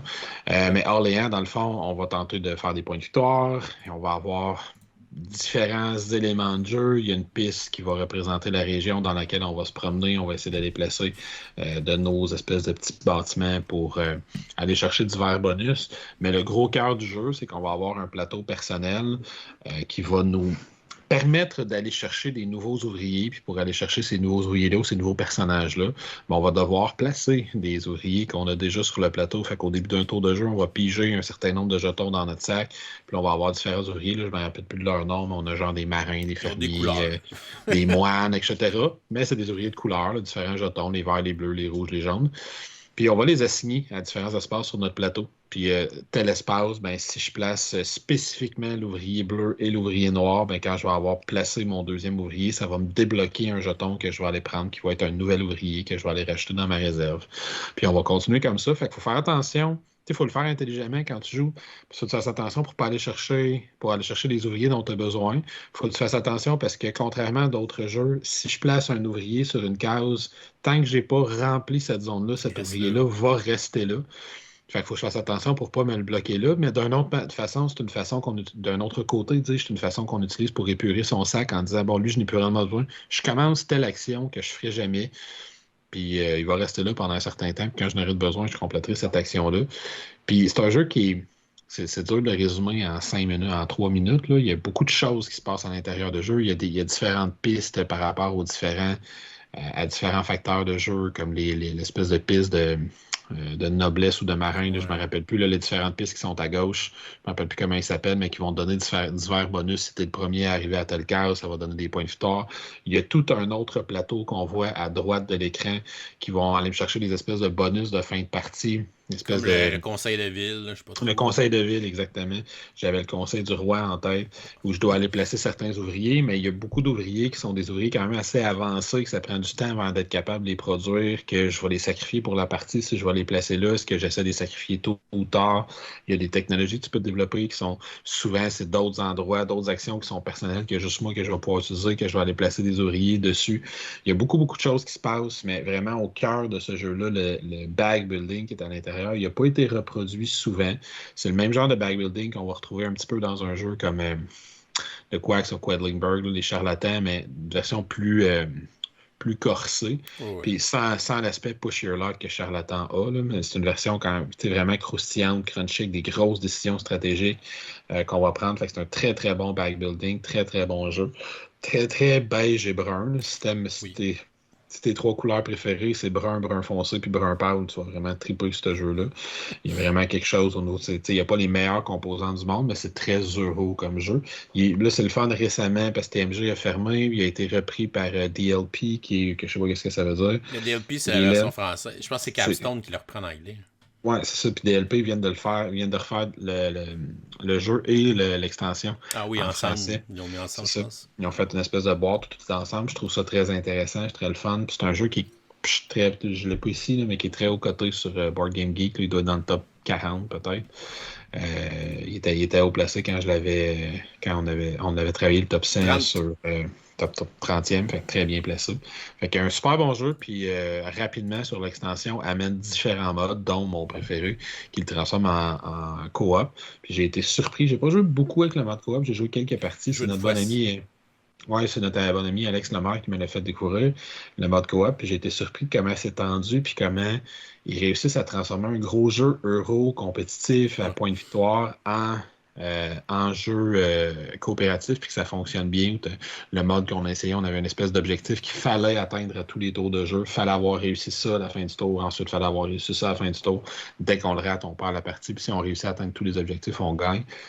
Très bien fait, très bien pensé, un très bon jeu. Je souligne rapidement sa suite Altiplano. C'est presque aussi bon, mais pas autant. C'est Orléans qui est très bon. Les deux peuvent coexister dans une bibliothèque, dans une ludothèque, selon moi. Mais Altiplano, il n'a pas fait mon top 100, puis Orléans l'a fait, lui. Voilà, ça veut tout dire. Exactement. Donc, c'était mon choix numéro 5, Orléans. Un choix que je vais peut-être nommer plus tard. On verra. Peut-être. On verra.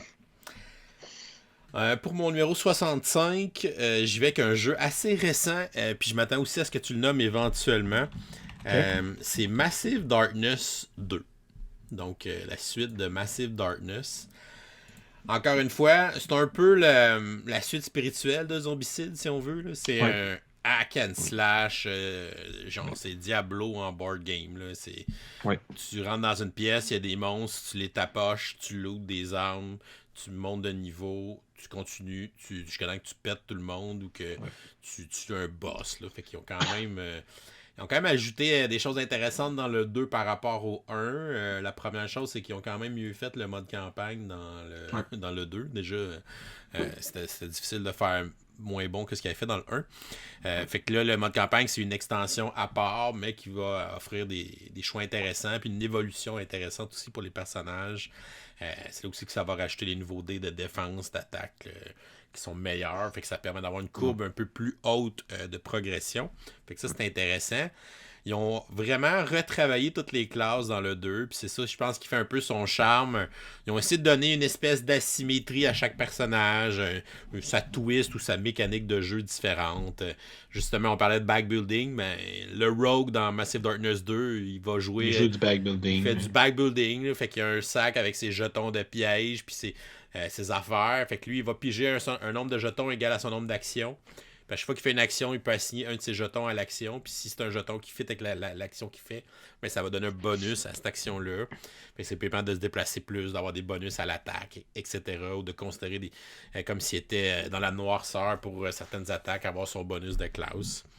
Le paladin va avoir des cartes d'aura, fait qu'il va comme donner des effets à ces différents auras, puis il va pouvoir les déployer sur les cases pour pouvoir donner des bénédictions aux autres joueurs, puis à tout le monde qui se trouve dans ces cases-là.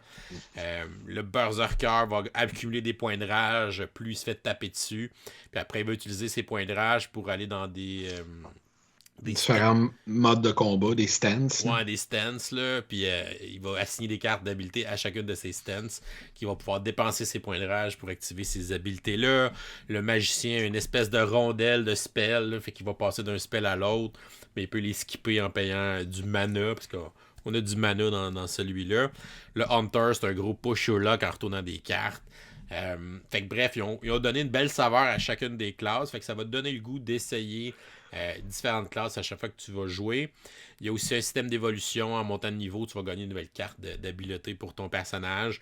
En gros, tu as 2-3 skills différents que tu pourrais essayer puis monter jusqu'au bout, là. Fait que ça peut te permettre d'avoir une certaine variété à l'intérieur d'une classe. Ce qui est nouveau aussi dans le 2, c'est qu'ils ont ajouté des boss modes, des boss fights en fait, à certains scénarios.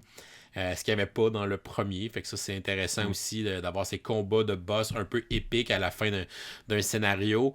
Les règles vont être un peu différentes dans la phase du boss. Là, au lieu d'activer à toute la fin du round, mais il va activer à chaque joueur.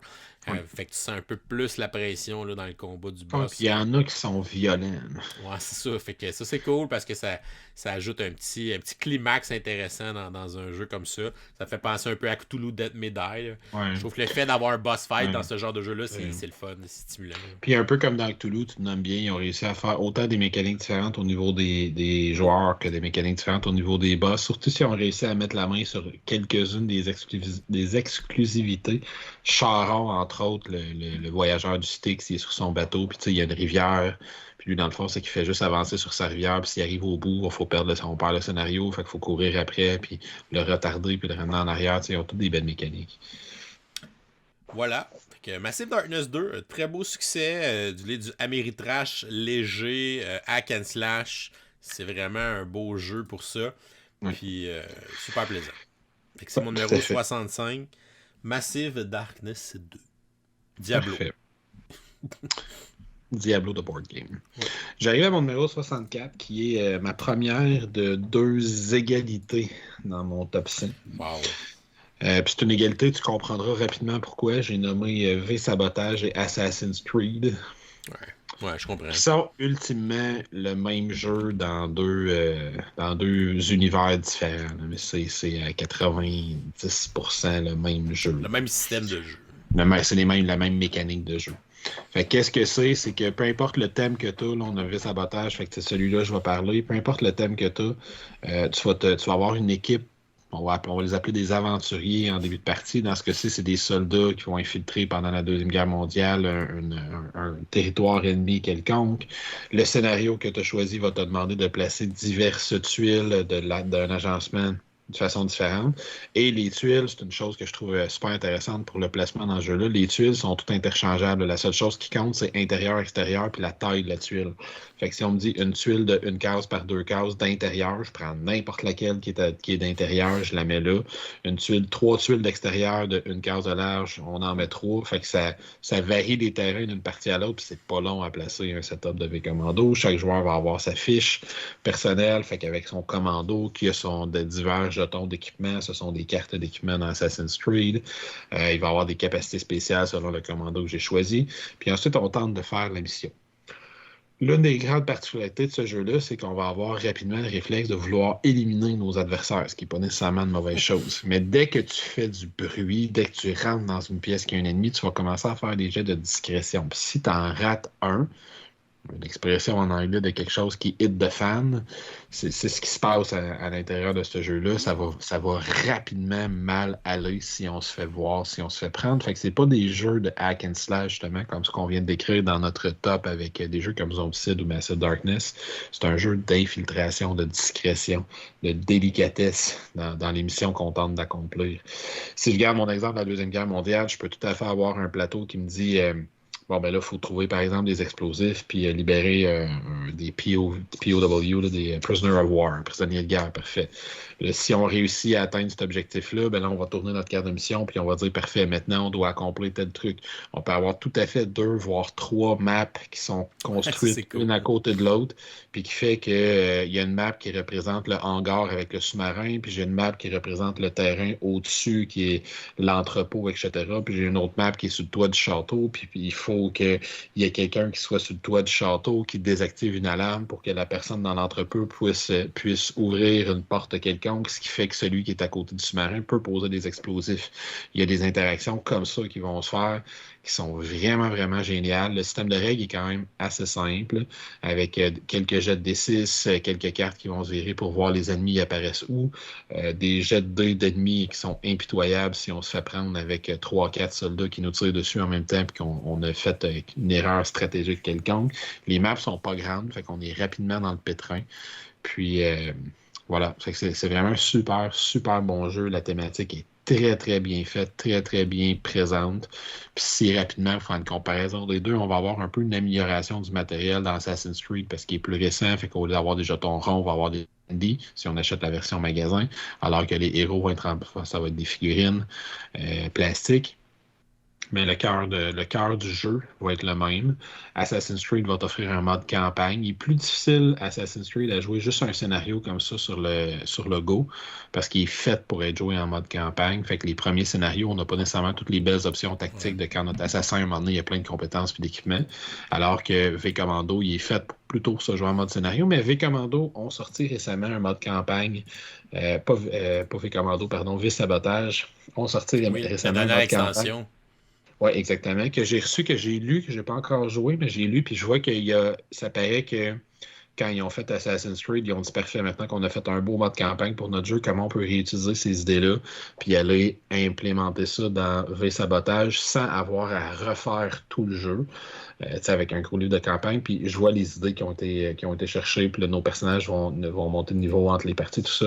Fait que c'est vraiment deux superbes jeux. Je te dirais, si tu cherches un bon jeu d'infiltration tactique, choisis ta thématique préférée. Veux-tu être un assassin au 18e siècle ou veux-tu au 17e, je ne me rappelle plus, ou veux-tu être un commando infiltré pendant la Deuxième Guerre mondiale? Si tu es comme moi, ben, tu vas être les deux, puis tu prends les deux. Ben oui, Voilà. la technique LP, ça. Ouais, ça, c'est ce qu'on appelle la technicalité. En cas de doute, prends-les toutes. Carrément en plus. Ouais, puis il est même, tu sais, il est même linké comme une réimplémentation sur Board Game Geek, là, fait que Oh, oui, le c'était système de règles. justifié de les mettre sur la même position. Oui, c'est ça, le système de règles, à part deux, trois petites épurations au niveau des règles, il est le même à 92%, 92,6 pour être précis. Fait que c'est vraiment deux très, très bons jeux. Puis la grosse différence, c'est justement que Assassin's Creed, il est plus guidé par l'histoire parce qu'il est bâti autour d'un mode campagne, ce qui n'est pas nécessairement le cas de V-Sabotage. Alors voilà, c'était mes choix 64. Super. Moi, j'y vais avec un jeu qui était en 20e position la dernière fois. Fait qu'un jeu qui a quand même perdu 44 positions. J'ai oublié de préciser, excuse-moi de t'interrompre. Moi, il était en 52e avant, donc une petite chute, légère chute de 12 positions. C'est pas tant Donc, que je ça. te laisse continuer. Non, c'est ça, c'était vraiment dans le même range. Moi, j'ai choisi Pulsar 2849, qui était sorti en 2017. Fait que ça, il était assez récent quand on a fait le dernier top 100 en 2018. C'est un jeu euro aussi. J'ai pas mal de jeux euro dans cette tranche-là. De recrutement de dés.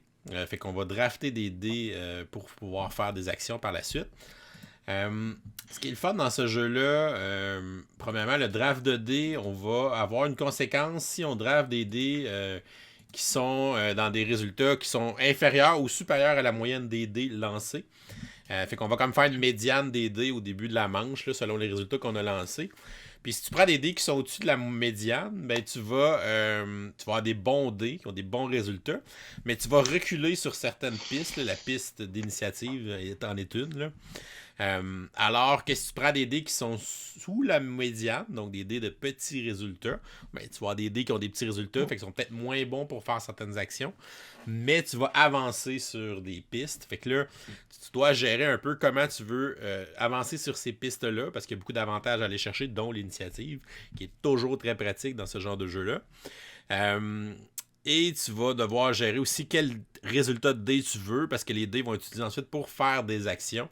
Et c'est pas un jeu que tu fais tant d'actions que ça dans une game, donc chaque dé que tu vas recruter, l'action est importante, fait que c'est à toi de bien planifier tes choses. C'est un jeu qui a un plateau circulaire avec plein de différentes places à explorer. On va avoir des planètes à explorer. Fait qu'on peut prendre des actions pour déplacer notre petit vaisseau pour explorer des endroits sur le plateau. Évidemment, plus on en explore, plus on va faire de points. Fait que l'exploration, c'est une façon de faire des points dans le jeu. On va avoir aussi, ce qui est très cool, un arbre de technologie qui peut changer d'une partie à l'autre. On a comme plusieurs tuiles qu'on va fusionner ensemble pour faire un arbre de technologie. Puis il y a plusieurs, il est comme en 3 parties. Là. Fait qu'il y a plusieurs tuiles A, plusieurs tuiles B, plusieurs tuiles C par exemple. Là. Fait que tu peux changer ton arbre de technologie de partie en partie. Fait que tu vas pouvoir aller développer des technologies puis placer ta petite rondelle. Les technologies vont te donner des pouvoirs juste pour toi. Des fois, on peut être 2 à développer la même technologie aussi. Là. Des fois, il y en a qui sont uniques. C'est juste un joueur qui peut aller la développer. Il y en a qui peuvent te donner aussi des façons de scorer à la fin de la partie. Là. Souvent, c'est les technologies plus hautes. Ça va des points ou des façons de scorer que tu peux aller chercher en fin de partie. Tu vas avoir aussi d'autres objectifs. Il y a des grandes tuiles d'objectifs aussi qu'on va réaliser à la fin de la partie. Tu peux construire des espèces de générateurs d'énergie dans l'espace. Des générateurs solaires, là, je ne sais plus trop comment ils s'appellent. Puis ces générateurs-là, tu vas pouvoir les améliorer, puis c'est des incomes de points. Fait que plus tôt tu les fais, ben mieux c'est, parce que d'autres, ils vont faire des points à chaque ronde. Fait que tu peux investir un peu dans ces générateurs-là d'énergie.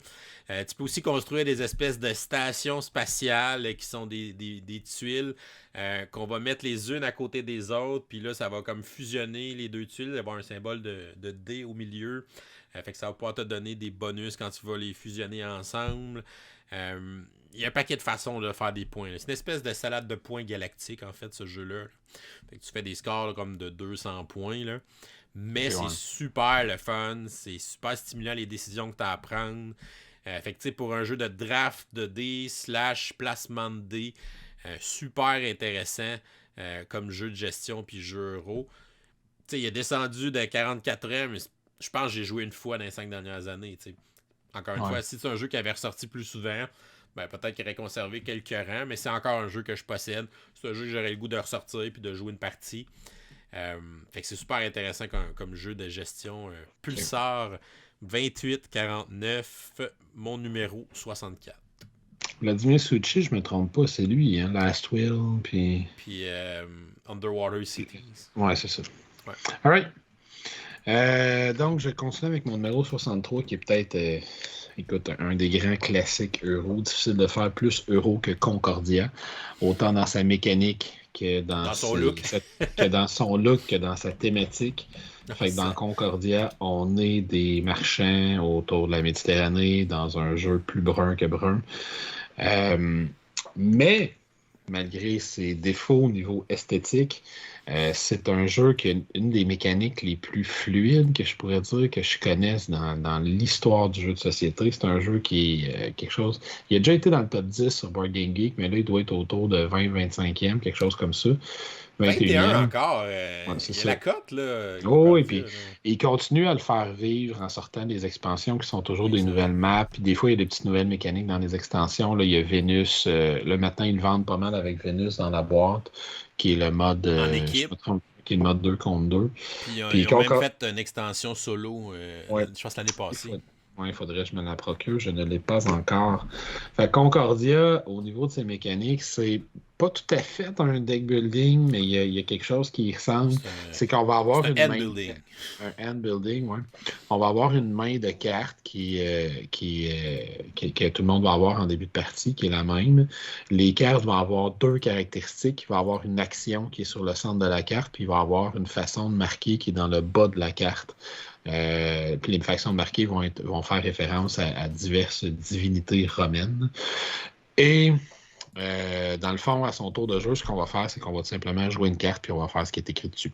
Fait qu'il y a des cartes qui vont nous permettre de déplacer nos unités. On va commencer avec un bateau puis une espèce de marchand, si on veut.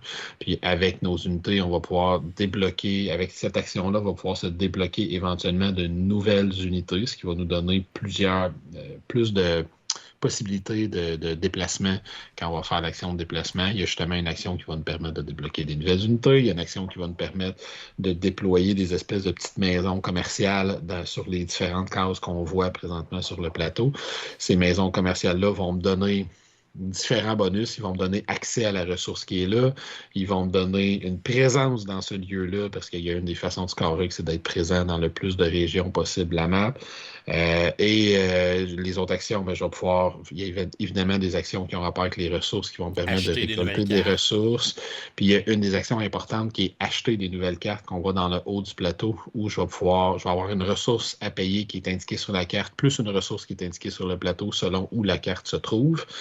Fait qu'on va simplement jouer des cartes, puis il y a l'une des cartes que je vais jouer qui me permet de récupérer mes cartes en main, toutes celles que j'ai jouées. Fait que c'est pas un jeu qu'on brasse ces cartes, d'où le terme que c'est un jeu de gestion de main de cartes. Mais c'est un jeu tellement fluide. Puis chaque carte que je vais acheter, c'est ça que les décisions que j'aime tellement dans ce jeu-là. Chaque carte que je vais acheter, c'est deux grosses décisions. C'est est-ce que j'ai besoin de cette action-là? Parce qu'il n'y a pas de nouvelles actions dans les cartes qu'on va acheter. C'est toutes des versions plus efficaces des actions qu'on a déjà. Fait qu'au lieu de me rapporter 5 plus 1 par jeton qui est sur le plateau quand je fais telle action, mais ça va m'en rapporter 7 plus 1 qui est sur le jeton. Au lieu de construire, si je peux construire une affaire avec un rabais, ou ça va me permettre de faire des ressources selon le nombre de territoires que je contrôle, etc. Fait que c'est toutes des variations sur les actions qui sont déjà présentes dans ma main de base, mais qui sont plus efficaces. Fait que sur quel type d'action je vais me concentrer. Mais aussi, comme je le disais tantôt, chaque carte, dans le bas de sa carte, il y a une façon de marquer. Fait que puis c'est tous des multiplicateurs d'une certaine façon. Fait qu'il y a une carte qui va dire, par exemple, chaque territoire sur lequel tu es présent va te rapporter un point de victoire. Si j'ai cette carte-là une fois puis je suis présent sur 5 territoires, ben c'est 5 points. Mais si j'ai la carte 2 fois, c'est 10 points. Si j'ai la carte 3 fois, c'est 15 points, puis ainsi de suite. Fait que est-ce que je veux essayer d'acheter cette carte-là plein de fois puis me répandre sur tous les territoires, ou je préfère avoir la carte qui me dit tu vas rapporter un point pour chaque maison que tu as sur un endroit qui produit du blé, puis essayer d'aller chercher tous les endroits qui produisent du blé. Ouais. Ou je vais avoir celui qui dit pour le nombre de colons, pas de colons, mais de marchands que j'ai, ça va se multiplier par le nombre de cartes que j'ai de ce type-là. Fait que tu as toujours des grosses décisions à prendre, mais aucune décision qui est particulièrement complexe. Fait que c'est un jeu qui, étrangement, est super facile à expliquer. Le livre de règles, je pense qu'il fait une page recto verso. Ouais, il y a 2-3 pages, il est vraiment mince. Il est vraiment, vraiment mince. Parce que tout est écrit sur les cartes. Tout est écrit sur les cartes. Fait que tu as juste besoin de dire d'expliquer un peu comment le déplacement fonctionne. Tu as l'action de collecter des ressources que je trouve aussi intéressante sur le coin en haut du plateau. Ouais, on voit que quand je vais collecter des ressources, c'est que je vais aller collecter des ressources en fonction du nombre de bâtiments que j'ai dans une zone. Je vais faire une espèce de jeton bonus selon la zone par rapport à des jetons qui ont été distribués de façon aléatoire en début de partie. Fait que si je suis dans la zone beige, ben là, je vais faire une sweat plus, mais je vais tourner le jeton bonus de l'autre côté, puis il va afficher un sou de l'autre côté. Fait que plus on va aller chercher les différentes tuiles bonus, plus on va avoir des sous qui sont disponibles, entre guillemets. Puis à la place de récolter des ressources, mais je peux dire, je ramène tous les jetons bonus du côté ressources, mais je vais faire beaucoup d'argent. Fait que tu as toujours cette décision-là. OK, est-ce que je prendrais un tuile de bonus de plus? Mais si je fais ça, mon adversaire, quand il va prendre l'action pour faire de l'argent, il va en faire vraiment beaucoup. Est-ce que je pousse ma chance parce que je pense pas qu'il va le faire tout de suite? Puis toi, tu es défaussé de main ouverte. Fait que tu as toujours une petite idée de ce qui reste dans la main de tes adversaires si tu as suivi un peu ce qu'ils font. C'est un jeu qui se joue super bien à 2, à 3, à 4, à 5. J'ai joué à tous le nombre de joueurs possible. Si je ne me trompe pas, il va jusqu'à 5. J'ai déjà joué à 5. Puis j'ai toujours trouvé ça fluide, intéressant. C'est pas long. C'est un jeu qui est tendu à 2, à 3, à 4, à 5. Puis c'est un jeu qui ont sorti des maps qui sont spécifiques pour le nombre de joueurs. Fait que si tu joues À deux, sur la map spécifique à deux, le plateau est beaucoup plus serré, tu es beaucoup plus rapidement dans les jambes de l'autre. Puis quand je dis dans les jambes de l'autre, c'est pas que tu vas lui voler des choses ou non, mais tu as quand même un concept de surcoût à payer si je construis un endroit où mon adversaire est déjà construit. Ta façon que ton entrepôt fonctionne, c'est intéressant. Tu as un certain nombre de ressources que tu peux avoir, fait que tu peux pas crouler sur les ressources. Pour en avoir plus, tu dois déployer des nouveaux bateaux, des nouveaux colons pour libérer des espaces d'entrepôt. Fait que c'est vraiment c'est un bijou. Oui. C'est un jeu qui a 10 ans, là, fait que il a l'air d'en avoir 20, là, tellement qu'il est laid un peu dans son matériel. Mais c'est tellement bon, puis c'est tellement satisfaisant comme jeu. Tu sais, le système de cartes, comme tu dis, c'est super intelligent que les cartes sont à la fois tes actions et tes conditions de scoring. Fait que ça rend les décisions intéressantes. C'est un jeu que j'aime beaucoup aussi, que j'ai joué à quelques reprises. Je le possède pas, étrangement. Mais je connais plein de monde qui l'ont. Qui l'ont autour de toi. Les occasions d'y jouer n'ont pas manqué. C'est définitivement un classique moderne Concordia. C'est assez impressionnant qu'un jeu avec ce look-là, avec une mécanique, je suis obligé de dire, si simple que ça, qui soit encore pratiquement dans le top 20 sur Board Game Geek. Ouais. Mais il mérite. Un super bon jeu. Oui, effectivement. Mon numéro 63, c'était mon numéro 30 anciennement. C'était un petit jeu de dextérité. Ouais, c'est pas là, faut que j'écrive. Hein. Donc, c'est un petit jeu qui s'appelle Flip Ship. Donc, un petit jeu qu'on va pitcher des vaisseaux spatials. Voilà. Je vais replacer mon petit numéro. Donc, c'est un jeu de dextérité. On va avoir des espèces de disques de carton qui représentent des vaisseaux. Puis c'est un jeu coopératif. C'est un jeu où un peu de tower defense. On va défendre la ville. C'est Space Invaders en jeu de dextérité. Tu avais déjà parlé de Under Falling Skies. C'est un peu la même thématique. Tu as le Mothership qui est en avant, puis il va y avoir des vaisseaux ennemis qui vont être représentés par des cartes. Et dans le fond, on va avoir une espèce de base sur laquelle on va placer nos petits vaisseaux. Puis on va leur donner une petite pichenote. Donc on va les propulser dans les airs. Puis on veut que nos disques retombent sur les cartes. Et dans le fond, les cartes qui vont toucher vont être détruites. Fait que c'est comme ça qu'on va attaquer les ennemis. C'est en lançant nos petits disques, en les faisant flipper dans les airs. Donc c'est pour ça que ça s'appelle Flip Ship. Ce qui est drôle aussi, c'est que la boîte peut être virée des deux côtés et le mot Flip Ship va être lisible dans les deux sens. Fait que c'est quand même drôle qu'il ait fait ça. C'est vrai que c'est cool. La twist qui est intéressante, c'est que chaque vaisseau de joueur, il y a comme 3 niveaux de vaisseaux. Là, des petits vaisseaux niveau 1, des niveaux 2, puis des niveaux 3. Puis chaque joueur va avoir un pouvoir différent pour chacun de ces niveaux de vaisseaux. Fait qu'on va placer des cartes qui vont nous dire ces pouvoirs-là au début de la partie. Puis on va gagner les autres vaisseaux quand la ville va commencer à se faire attaquer, là, qu'elle va perdre des points de vie. Ben, à certains moments, on va gagner des vaisseaux niveau 2, puis là, éventuellement, on va gagner nos vaisseaux niveau 3. Puis ils ont tous des pouvoirs différents. Fait que ça, c'est la petite twist, le fun du jeu, je trouve. C'est ce qui les rend peut-être un peu plus gamer aussi, là, d'ajouter ces pouvoirs-là qui vont leur donner une petite saveur puis une petite twist. Là, ça peut être, je sais pas, je vais lancer celui-là, puis si je rate, ben lui, j'ai le droit à un reflip gratuitement. L'autre, il va toucher, même s'il n'est pas tout à fait mais proche d'un vaisseau. Il y en a un, si je lance c'est le plateau des lunes à côté, ben je peux attaquer n'importe quel dans la rangée. Il y en a un, si tu réussis à faire un dégât Mothership, ça te permet de faire un deuxième lancer, des trucs comme ça. Le Mothership, c'est vraiment un gros, vous le voyez sur la photo, là, c'est un gros vaisseau de carton qui est en arrière. Puis lui, il y a un certain nombre de points de vie selon la difficulté du vaisseau. Et il faut lancer nos vaisseaux, nous pitchnoter nos vaisseaux dans le Mothership pour faire des dégâts. Et à chaque fois qu'on pogne le Mothership, là, l'euphorie dans ce jeu-là, là, on crie comme des malades à chaque fois qu'on pogne le Mothership. C'est fou raide. J'ai déjà fini des games où on était comme au dernier lancer de la game, où en disant là, il reste un point de vie au Mothership. Si tu l'as pas, on est mort, il nous tue.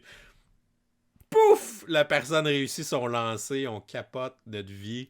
Fait que c'est vraiment un jeu qui m'a donné des belles émotions par le passé. Beau jeu de dextérité avec une belle thématique bien exploitée, puis la petite twist d'avoir des pouvoirs qui le rend très intéressant. Je peux pas jouer sur ma table de gaming. J'ai étrangement essayé une fois, c'était assez pathétique parce que ça rebondit pas super bien les petits jetons de carton sur du tapis, ouais. Ils tombent. puis il rebondit pas. Il reste là. Fait qu'il faut jouer sur une bonne table de bois pour avoir le feeling, puis les jetons qui vont un peu justement rebondir sur la surface, puis essayer de tomber sur les cartes. Puis des fois, tu réussis des coups, c'est comme, ok, je lançais mon jeton, puis là, il touche à 2 cartes en même temps. Ben, il tue les 2 en même temps, là. T'as des cartes aussi qui vont avoir des boucliers, qui vont protéger les autres. Là. Fait que des fois, ça va être stratégique d'essayer de les abattre en premier. T'as des espèces de grosses bases qui ont 2 points de vie. Fait que là, il faut les toucher 2 fois pour les péter.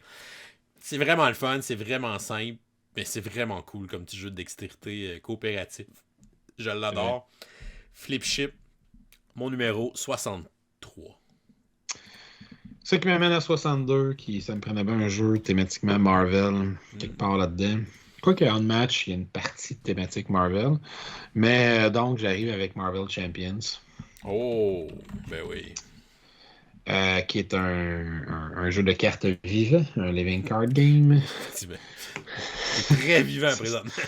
Ouais, c'est ça, il est extrêmement vivant présentement. Je pense qu'ils ont rendu une extension par semaine qui sort. Mais qu'est-ce que c'est Marvel, dans le fond? C'est l'itération la plus récente du système de cartes, de jeu de cartes développé par FFG qui a commencé avec le Seigneur des Anneaux il y a quand même pas mal d'années maintenant, qui ont poursuivi avec Horror à Arkham, le jeu de cartes, et qui maintenant s'est rendu à Marvel Champions. Chacun de ces jeux-là a sa twist particulière.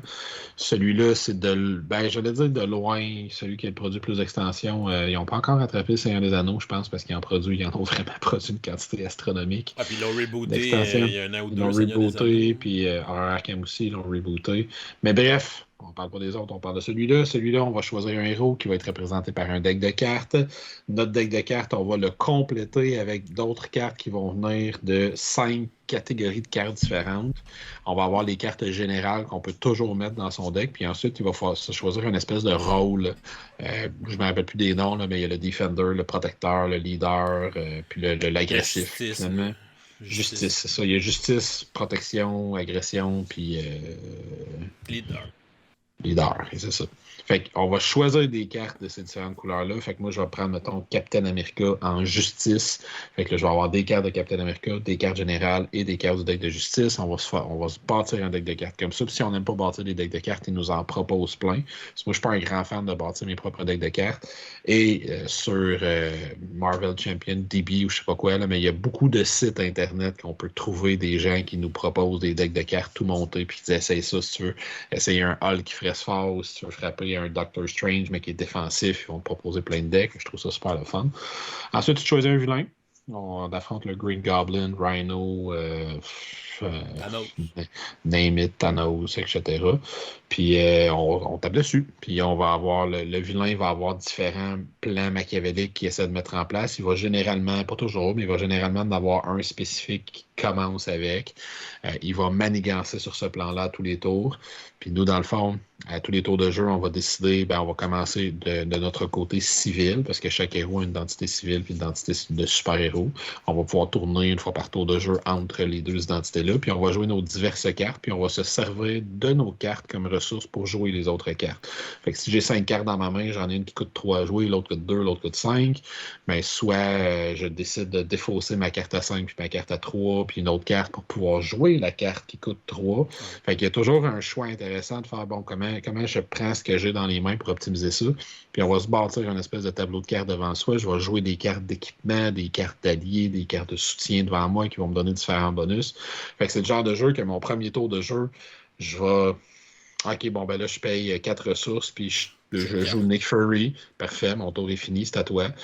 Puis là, à mon 17e tour de jeu, je vais dire, là, je tape lui, ça me donne 2 ressources. Fait que je joue cette carte-là, ça me fait piéger 2 cartes. Là, ensuite, je tape telle carte. Là, je fais mon arme, ouais, mon allié. J'active telle affaire. Là, je fais une attaque de pause. Je tape ça. Fait que là, je détape telle carte, je la retape pour faire telle affaire.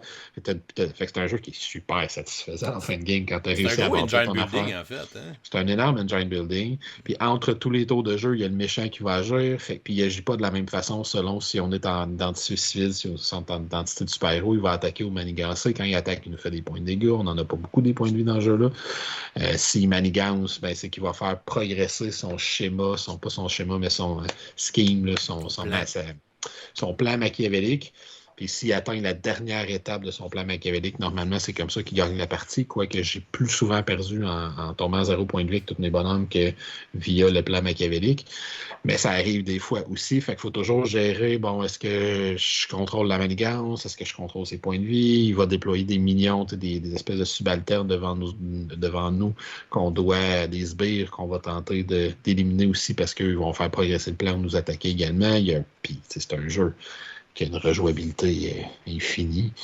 Il y a à peu près 50 bonhommes qui sont sortis qu'on peut jouer avec. Puis je suis pas sûr que j'exagère tant que ça en disant 50. Il doit en avoir au moins une trentaine comme il faut.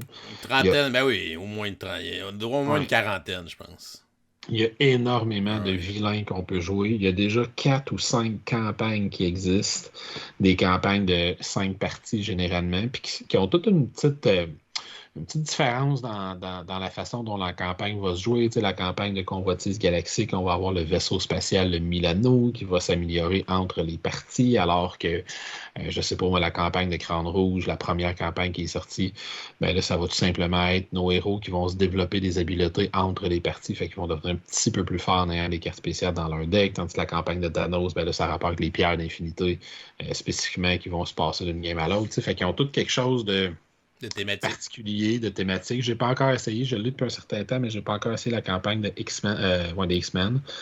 Mais puis ils réussissent, c'est le genre de jeu, un peu comme tu parlais de Legendary Marvel, c'est le genre de jeu qui c'est étonnant, à chaque fois qu'il y a un deck qui sort, ok, là ils ont sorti Thor, comment Thor va fonctionner? Là, tu lis les cartes, tu joues avec, ok, ils ont réussi à faire Thor dans un deck de cartes. Puis là, ils sortent Black Widow avec ces espèces de gadgets, je me rappelle plus du terme, là, mais elle a des habiletés spéciales, plus elle a des équipements qui sont équipés. Hawkeye qui a plein de cartes de flèches dans son deck. Oui, puis, dans son carquois. Dans son carquois, il y a tout plein de cartes de flèches différentes qui font des effets différents. Puis Adam Warlock qui peut avoir des cartes de différentes couleurs dans son deck, mais il faut qu'elles soient en équilibre les unes avec les autres. Puis Captain America qui évidemment est très fort défensivement, son bouclier qui bloque plein de coups. Doctor Strange, Doctor Strange, il y a un petit deck de spells à côté qui peut faire des effets particuliers avec ça. Puis Hulk Smash. Tu sais, fait qu'ils ont tous quelque chose d'unique, de particulier, puis à chaque fois que tu achètes un personnage, en plus d'avoir ton personnage, tu as des nouvelles cartes qui vont de chacune des couleurs que tu rajoutes à tes decks, puis tu vas pouvoir faire différents effets, puis essayer différents combos. C'est vraiment si tu veux un living card game, c'est the one, pour l'instant. Ouais, Strips Marvel, c'est un no-brainer. Puis aussi, je soulignerais aussi, parce qu'on en a quelques-uns, c'est un jeu qui se joue merveilleusement bien en solo. Tu joues à un personnage ou deux? Ça dépend du feeling. Des fois, il se joue aussi bien à un personnage qu'à deux. Tu bâtis pas nécessairement ton deck de la même façon, parce que si tu joues solo, tu vas avoir besoin de gérer et la manigance et les points de vie dans le même deck, tandis que si tu joues à deux, tu peux dire, parfait, je construis un deck juste manigance. Puis ça te donne différentes façons de le jouer. Ton même personnage que tu vas essayer d'équilibrer selon le nombre de joueurs que tu as autour de toi. Puis super le fun. Puis il joue très bien autant à deux mains qu'à une main quand tu joues en solo. Donc voilà, c'était mon choix numéro 2, Marvel Champion. Un excellent choix. Puis... Le choix, mon choix numéro 2, mon choix numéro 62. Ouais, 62. Numéro 2 de Vincent, mais c'est mon numéro 62. Peut-être mon numéro 1, Vincent, remarque. Je sais pas si ça serait pas un des jeux de Shem Phillips. Les Royaumes de l'Ouest. On demande. On leur fera faire un top 10 en podcast. C'est une bonne idée. Mais qu'on soit rendu au nôtre, mettons. Ouais, j'aime ça comme idée. On lance ça comme défi, mais ils ne savent pas encore, mais on va leur dire ça. Non. Parfait. Ouais, c'est vrai. Mon numéro 62, il y a quelque chose en commun avec mon numéro 61. C'est deux jeux qui ont des meilleures positions dans ce top qu'il y avait dans le précédent. Donc des jeux qui ont progressé. Ouais, des jeux qui ont progressé que j'ai aimé et que j'aime davantage aujourd'hui par rapport à 2018. Fait que ça, c'est cool. Le premier, c'est One Deck Dungeon. OK. Qui était en position 86, qui est maintenant rendu 62. T'as joué beaucoup à ça. J'ai joué beaucoup à One Deck Dungeon. C'est d'ailleurs un de mes jeux solo favoris. Donc, ceux qui aiment jouer en solo, c'est vraiment un beau petit jeu dans une petite boîte. Vraiment beaucoup de gameplay dans une petite boîte comme ça. En plus, il a été traduit en français par nos amis de Nuts Publishing. Fait qu'il n'y a pas de raison de ne pas le trouver. C'est un jeu où, évidemment, si on se fie au titre, on a un deck de cartes. Surprise, One Deck Dungeon. Donc, les cartes vont représenter les salles du donjon, là, des monstres ou des pièges, des trucs comme ça. Ouais. On va avoir un boss à affronter aussi à la fin du donjon qu'on va choisir au début, qui va être différent. On va se choisir un personnage qui va partir avec ses petites habiletés et ses dés de départ aussi. Fait qu'on a 3 couleurs de dés, des dés jaunes qui représentent les attaques physiques, les dés roses qui représentent la dextérité et les dés jaunes, bleus plutôt, qui représentent les attaques magiques. Fait que chaque personnage va avoir un certain nombre de dés selon sa classe. Et on va progresser dans un donjon qui est fait de plusieurs étages. Fait qu'on va réutiliser le même deck plusieurs pour chaque étage. Puis à chaque étage, il va y avoir selon le donjon qu'on a choisi, qui est associé au boss, là, dans le fond, là, il va y avoir un effet sur l'étage du donjon qui va s'appliquer. Puis on va retourner les cartes une à une pour pouvoir affronter des défis. Fait qu'on va devoir combattre les monstres, affronter les pièges. Et dans le fond, c'est un jeu de placement de dés, en fait, d'assignation de dés plus. Là. Fait qu'on va lancer au début d'un défi ou d'un combat ou d'essayer de désamorcer un piège. Ouais. On va lancer les dés qui sont associés à chacun de nos personnages. Puis on va ensuite placer les dés sur les cases qui sont sur la carte de monstre ou la carte de piège, selon les résultats qui sont les chiffres qui sont demandés, les couleurs qui sont demandées par la carte du monstre ou la carte du piège. Et on va utiliser nos habiletés pour manipuler les dés, les relancer, gagner des nouveaux dés, les transformer en dés de d'autres couleurs. Bref, il y a plein d'effets d'habiletés différentes qu'on peut faire. Puis dans le fond, on va réussir à battre tous les monstres ou réussir tous les combats, mais si on réussit à placer des dés sur toutes les cases, c'est qu'on ne subira pas de conséquences. On ne perdra pas de points de vie, on ne perdra pas de temps. Le temps est représenté par les cartes dans le deck. Fait que quand on perd du temps, on va défausser des cartes. Fait qu'on va avoir moins de temps pour faire des rencontres et évidemment booster nos personnages. Fait que la beauté de ce jeu-là, c'est qu'il y a un système d'upgrade qui est vraiment le fun parce que les cartes sont un peu à multi-usage. Fait que un monstre que tu as tué, une fois que tu l'as tué, tu peux décider de garder la carte comme un point d'expérience. Ça va valoir un certain nombre de points d'expérience pour monter de niveau collectivement. Tu peux la transformer pour avoir un dé supplémentaire dans ton bassin de dés. Ou tu peux la gagner pour son habileté ou bien son effet de potion. Tu peux gagner une potion puis donner un nouvel effet à nos jetons de potion. Tu as comme 4 façons d'utiliser une carte d'upgrade. Puis selon le niveau du groupe, tu peux avoir un certain nombre d'habiletés, un certain nombre de dés de plus, un certain nombre de potions, etc. Fait qu'il va falloir éventuellement augmenter le niveau collectif qui va aussi nous donner des dés noirs qui sont des dés de joker qu'on peut assigner sur n'importe quelle couleur. Chaque monstre a ses petites habiletés, les pièges aussi. Les pièges, on peut juste utiliser la couleur du défi qui nous est demandé, mais souvent on peut choisir une ou deux options. Fait que c'est un beau jeu qui a une belle évolution, qui se sort rapidement, qui se gère vraiment bien en solo. J'ai joué aussi beaucoup avec l'application Steam de ce jeu-là. Il y a un petit mode campagne que tu peux faire aussi où tu vas gagner des points à chaque fois que tu vas battre un boss ou te rendre à un certain étage dans un donjon. Tu vas gagner de l'expérience. Puis sur ta feuille de campagne, tu vas aller cocher des cases. Puis quand tu réussis à cocher une habileté au complet, tu vas la gagner. Fait que tu peux spécialiser, booster ton personnage avec la feuille de campagne, qui est la feuille que vous voyez complètement à droite de l'image. Donc super intéressant. La deuxième boîte vient tout juste de sortir en français, qui est One Deck Dungeon, la forêt de l'ombre, qui est aussi bonne. Il va rajouter une mécanique de poison. Donc, des ennemis qui vont faire du poison, des petits jetons qui vont te faire des dégâts sur toi. Un peu plus difficile à cause de ça, mais tout aussi le fun. Ils sont mélangeables les deux ensemble si tu veux. Tu peux utiliser des classes d'un dans l'autre et vice-versa. Donc, One Deck Dungeon, un beau petit bijou de jeu de dungeon crawl minimaliste, mais qui fonctionne vraiment bien. Donc, c'est mon numéro 62. Un de mes jeux solo favoris. C'est-tu moi ou c'est-tu moi, dis-je, ou en le regardant, parce que j'ai joué quand même pas mal avec toi, mais ça fait plusieurs années, la dernière partie que j'ai joué, où c'est une version ultra simplifiée de Role Player Adventure. Oui, ben sans le côté narratif, là, mais oui. Ouais, la mécanique, c'est d'avoir des dés, de manipuler ces dés-là puis de les assigner à des cases, grosso modo. Oui, tout à fait. Mais oui, c'est très semblable à Role Player Adventure. Ouais. Pas la même ambition, mais... Non, mais même feeling pour, mécanique, pour les puzzles de dés, ouais. Parfait. Fait que mon dernier jeu pour cette première liste, c'est un jeu d'un auteur qui n'a fait que ce jeu-là et sa future extension. Un auteur qui sera assurément sur ma prochaine version du top 10 des auteurs à surveiller quand la gang de Mind Flash Games seront plus là parce qu'ils auront sorti assez de jeux. De Dennis K. Chan, le jeu Beyond the Sun, Oh. qui aurait pu s'appeler Tech Tree The Board Game. Oui. Où on a essentiellement un arbre technologique à développer et parallèlement un petit peu, contrôle de territoire, c'est pas le bon terme, un petit peu de majorité, mettons, sur un deuxième plateau. Fait qu'est-ce qu'on va faire dans ce jeu-là? C'est qu'on va avoir un gros plateau qui représente un arbre technologique. On va avoir toujours les 4 mêmes technologies qui sont brassées, mais qui ne sont pas dans le même ordre nécessairement. Puis des technologies de niveau 1 qui sont toujours les 4 mêmes. Puis on va avoir une colonne de technologie de niveau 2, une colonne de technologie de niveau 3, une colonne de technologie de niveau 4. On comprend que pour débloquer l'une des technologies de niveau 2, ben, il va falloir avoir telle et telle technologie de niveau 1. C'est pas nécessairement la technologie que ça prend, mais sa position. On voit une série de lignes blanches. Fait que si j'ai telle technologie, ça m'amène à telle autre technologie. Fait que là, je peux aller la développer là. Ce qui est intéressant, c'est que quand je développe une nouvelle technologie, ben, je vais aller piger dans un deck de cartes. Il va y avoir une espèce d'événement qui va être révélé. Ça peut débloquer des affaires, donner des opportunités, des ressources, etc.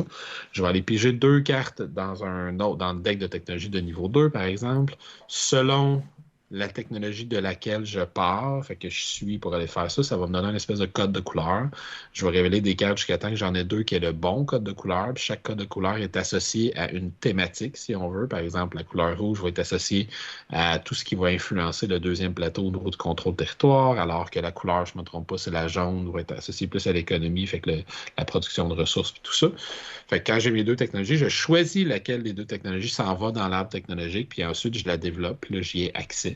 Mais tous les autres joueurs peuvent découvrir maintenant la technologie que moi je viens de découvrir. C'est juste que c'est moi qui choisis c'est laquelle qui va prendre cet espace-là dans cette case-là. Mais un autre joueur peut passer par un autre chemin, découvrir d'autres technologies, se faire son propre chemin. Puis si à un moment donné, il découvre une technologie qui m'intéresse, ben, je peux refaire son chemin en découvrant les différentes technologies qui s'y sont rendues.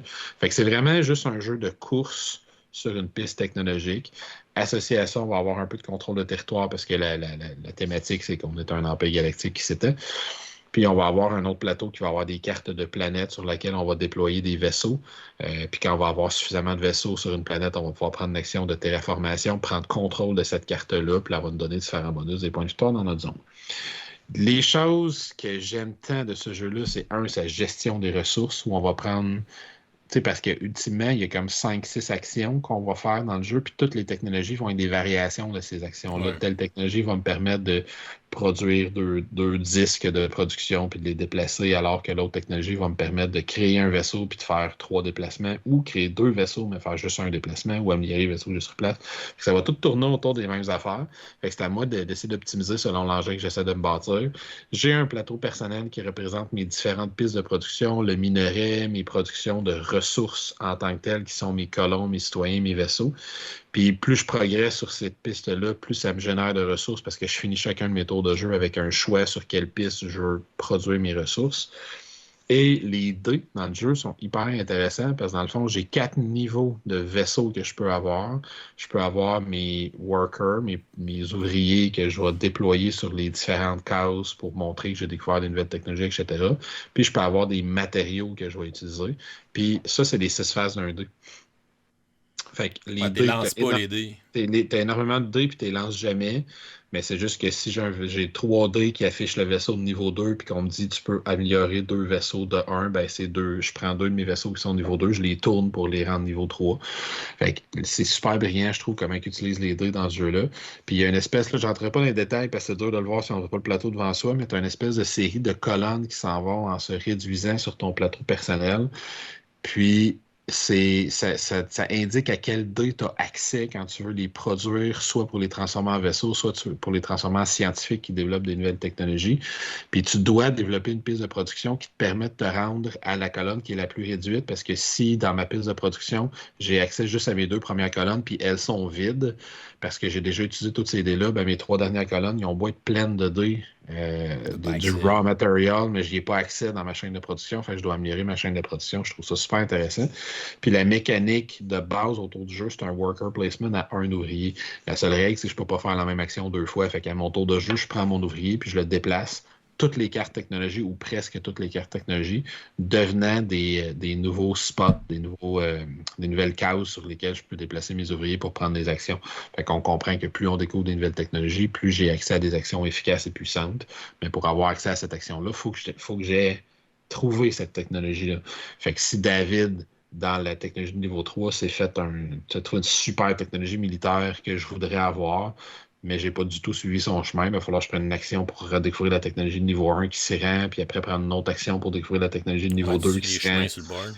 Exactement. Potentiellement 2 actions pour aller chercher les 2 technologies de niveau 2 que ça prend pour pouvoir faire le chemin pour se rendre à l'action de David. Fait que toutes ces actions-là vont avoir coûté évidemment beaucoup de ressources. Fait que David va prendre une avance militaire, etc. C'est un jeu qui donne beaucoup de pistes différentes vers la victoire. C'est pas un jeu qui est très long. 2-3 joueurs expérimentés vont jouer une partie en 1 heure, 1 heure et quart. C'est un jeu qui se fait bien. C'est un jeu qui se joue très bien à 2 aussi.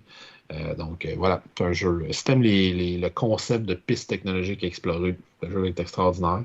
Puis j'ai joué récemment, puis j'ai justement dit, voilà, je sais pas s'il va rester longtemps dans le top 100 parce qu'il manque une petite extension qui s'en vient maintenant. Elle est annoncée, ouais, c'est ça. Ouais, c'est ça. Fait que ça va être, je suis sûr qu'elle va être excellente. Donc, Beyond the Sun, mon dernier choix pour ce 4e segment. Hey, écoute, je m'attendais à ce qu'il soit plus bas dans ton top 100. Fait que, Plus bas. En meilleure position. En meilleure position que ça, ouais. Mais bon. C'est des choix difficiles. C'est ça, c'est pas facile. Finalement, on en a joué gros depuis 5 ans. Hein? Oui, c'est ça. On en joue en moyenne de 100 par année. Puis ça, c'est ça. Puis ça, c'est un jeu qui a le potentiel, avec une excellente extension, comme d'autres desquels nous reparlerons, c'est un jeu qui a le potentiel de percer un top 30. Là. Wow. OK, pour terminer, mon numéro 61, c'est un crossover. C'est un jeu que tu as déjà nommé. C'est aussi un jeu qui s'est amélioré, qui était 90e dans mon ancien top 100. Donc, il est rendu au 61e rang, donc il a quand même augmenté d'une coupe de rang. J'ai choisi Vast de Crystal Cavern. OK. Donc, gros jeu asymétrique de Letter Games. On en a parlé dans un segment plus avant ça. Tu l'avais nommé, je ne sais plus trop en quelle position. Je te retrouve ça en 87e place. Ah, ok, quand même. Donc, super jeu, brillant, ambitieux, original, déstabilisant, difficile à expliquer, mais c'est toute une expérience de jeu, de jouer à Vast. Donc, c'est un jeu on a 5 rôles dans le jeu. Donc, on a un joueur qui joue un chevalier, son but, c'est de tuer le dragon. C'est un joueur qui joue le dragon, que lui, son but, c'est de se réveiller de la caverne et de se pousser. Ciao, bye. Les gobelins, il y a une tribu de gobelins qui habitent la caverne maintenant, vu que le dragon dormait. Puis eux autres, leur but, c'est de tuer le chevalier, donc, qui vient de rentrer. T'as un voleur qui, lui, veut juste voler des artefacts puis s'en aller. Là. Il veut vraiment pas de problème avec les autres. C'est un voleur maudit, puis pour briser sa malédiction, il faut qu'il vole des... Ouais, c'est pour ça qu'il ressuscite toujours quand il meurt. Ouais, puis tout le monde il tape dessus parce que ça donne des bonus. Et évidemment, tu as un joueur qui joue la caverne. Donc lui, son but, c'est de s'écrouler et d'emmener tout le monde dans la mort. c'est cruel être exactement. La caverne.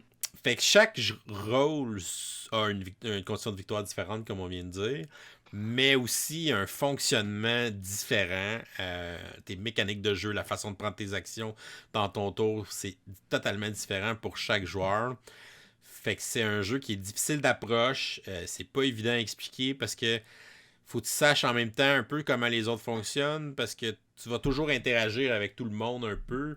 T'sais, même si t'es le gobelin, ton but c'est de tuer le chevalier, mais tu veux pas nécessairement que le dragon se réveille puis se booste trop vite. Fait que faut que je fasse attention. Parce que le dragon peut venir bouffer mes gobelins pour se booster. Fait que là, faut que je fasse attention à ça. Puis là, le voleur, si je vois qu'il est trop efficace, ben, je pourrais l'attaquer parce que ça peut me donner des bonus aussi, mais en même temps, je le ralentis. Fait que faut que tu saches comment t'interagir avec les autres, puis comment ils sont proches de leur victoire, parce que c'est là que tu vas peut-être te concentrer un peu plus à bloquer tel joueur dans la partie pour qu'il atteigne sa condition de victoire. Fait que tout ce concept-là fait que c'est pas un jeu qui est facile d'approche, facile à sortir sur une table de jeu.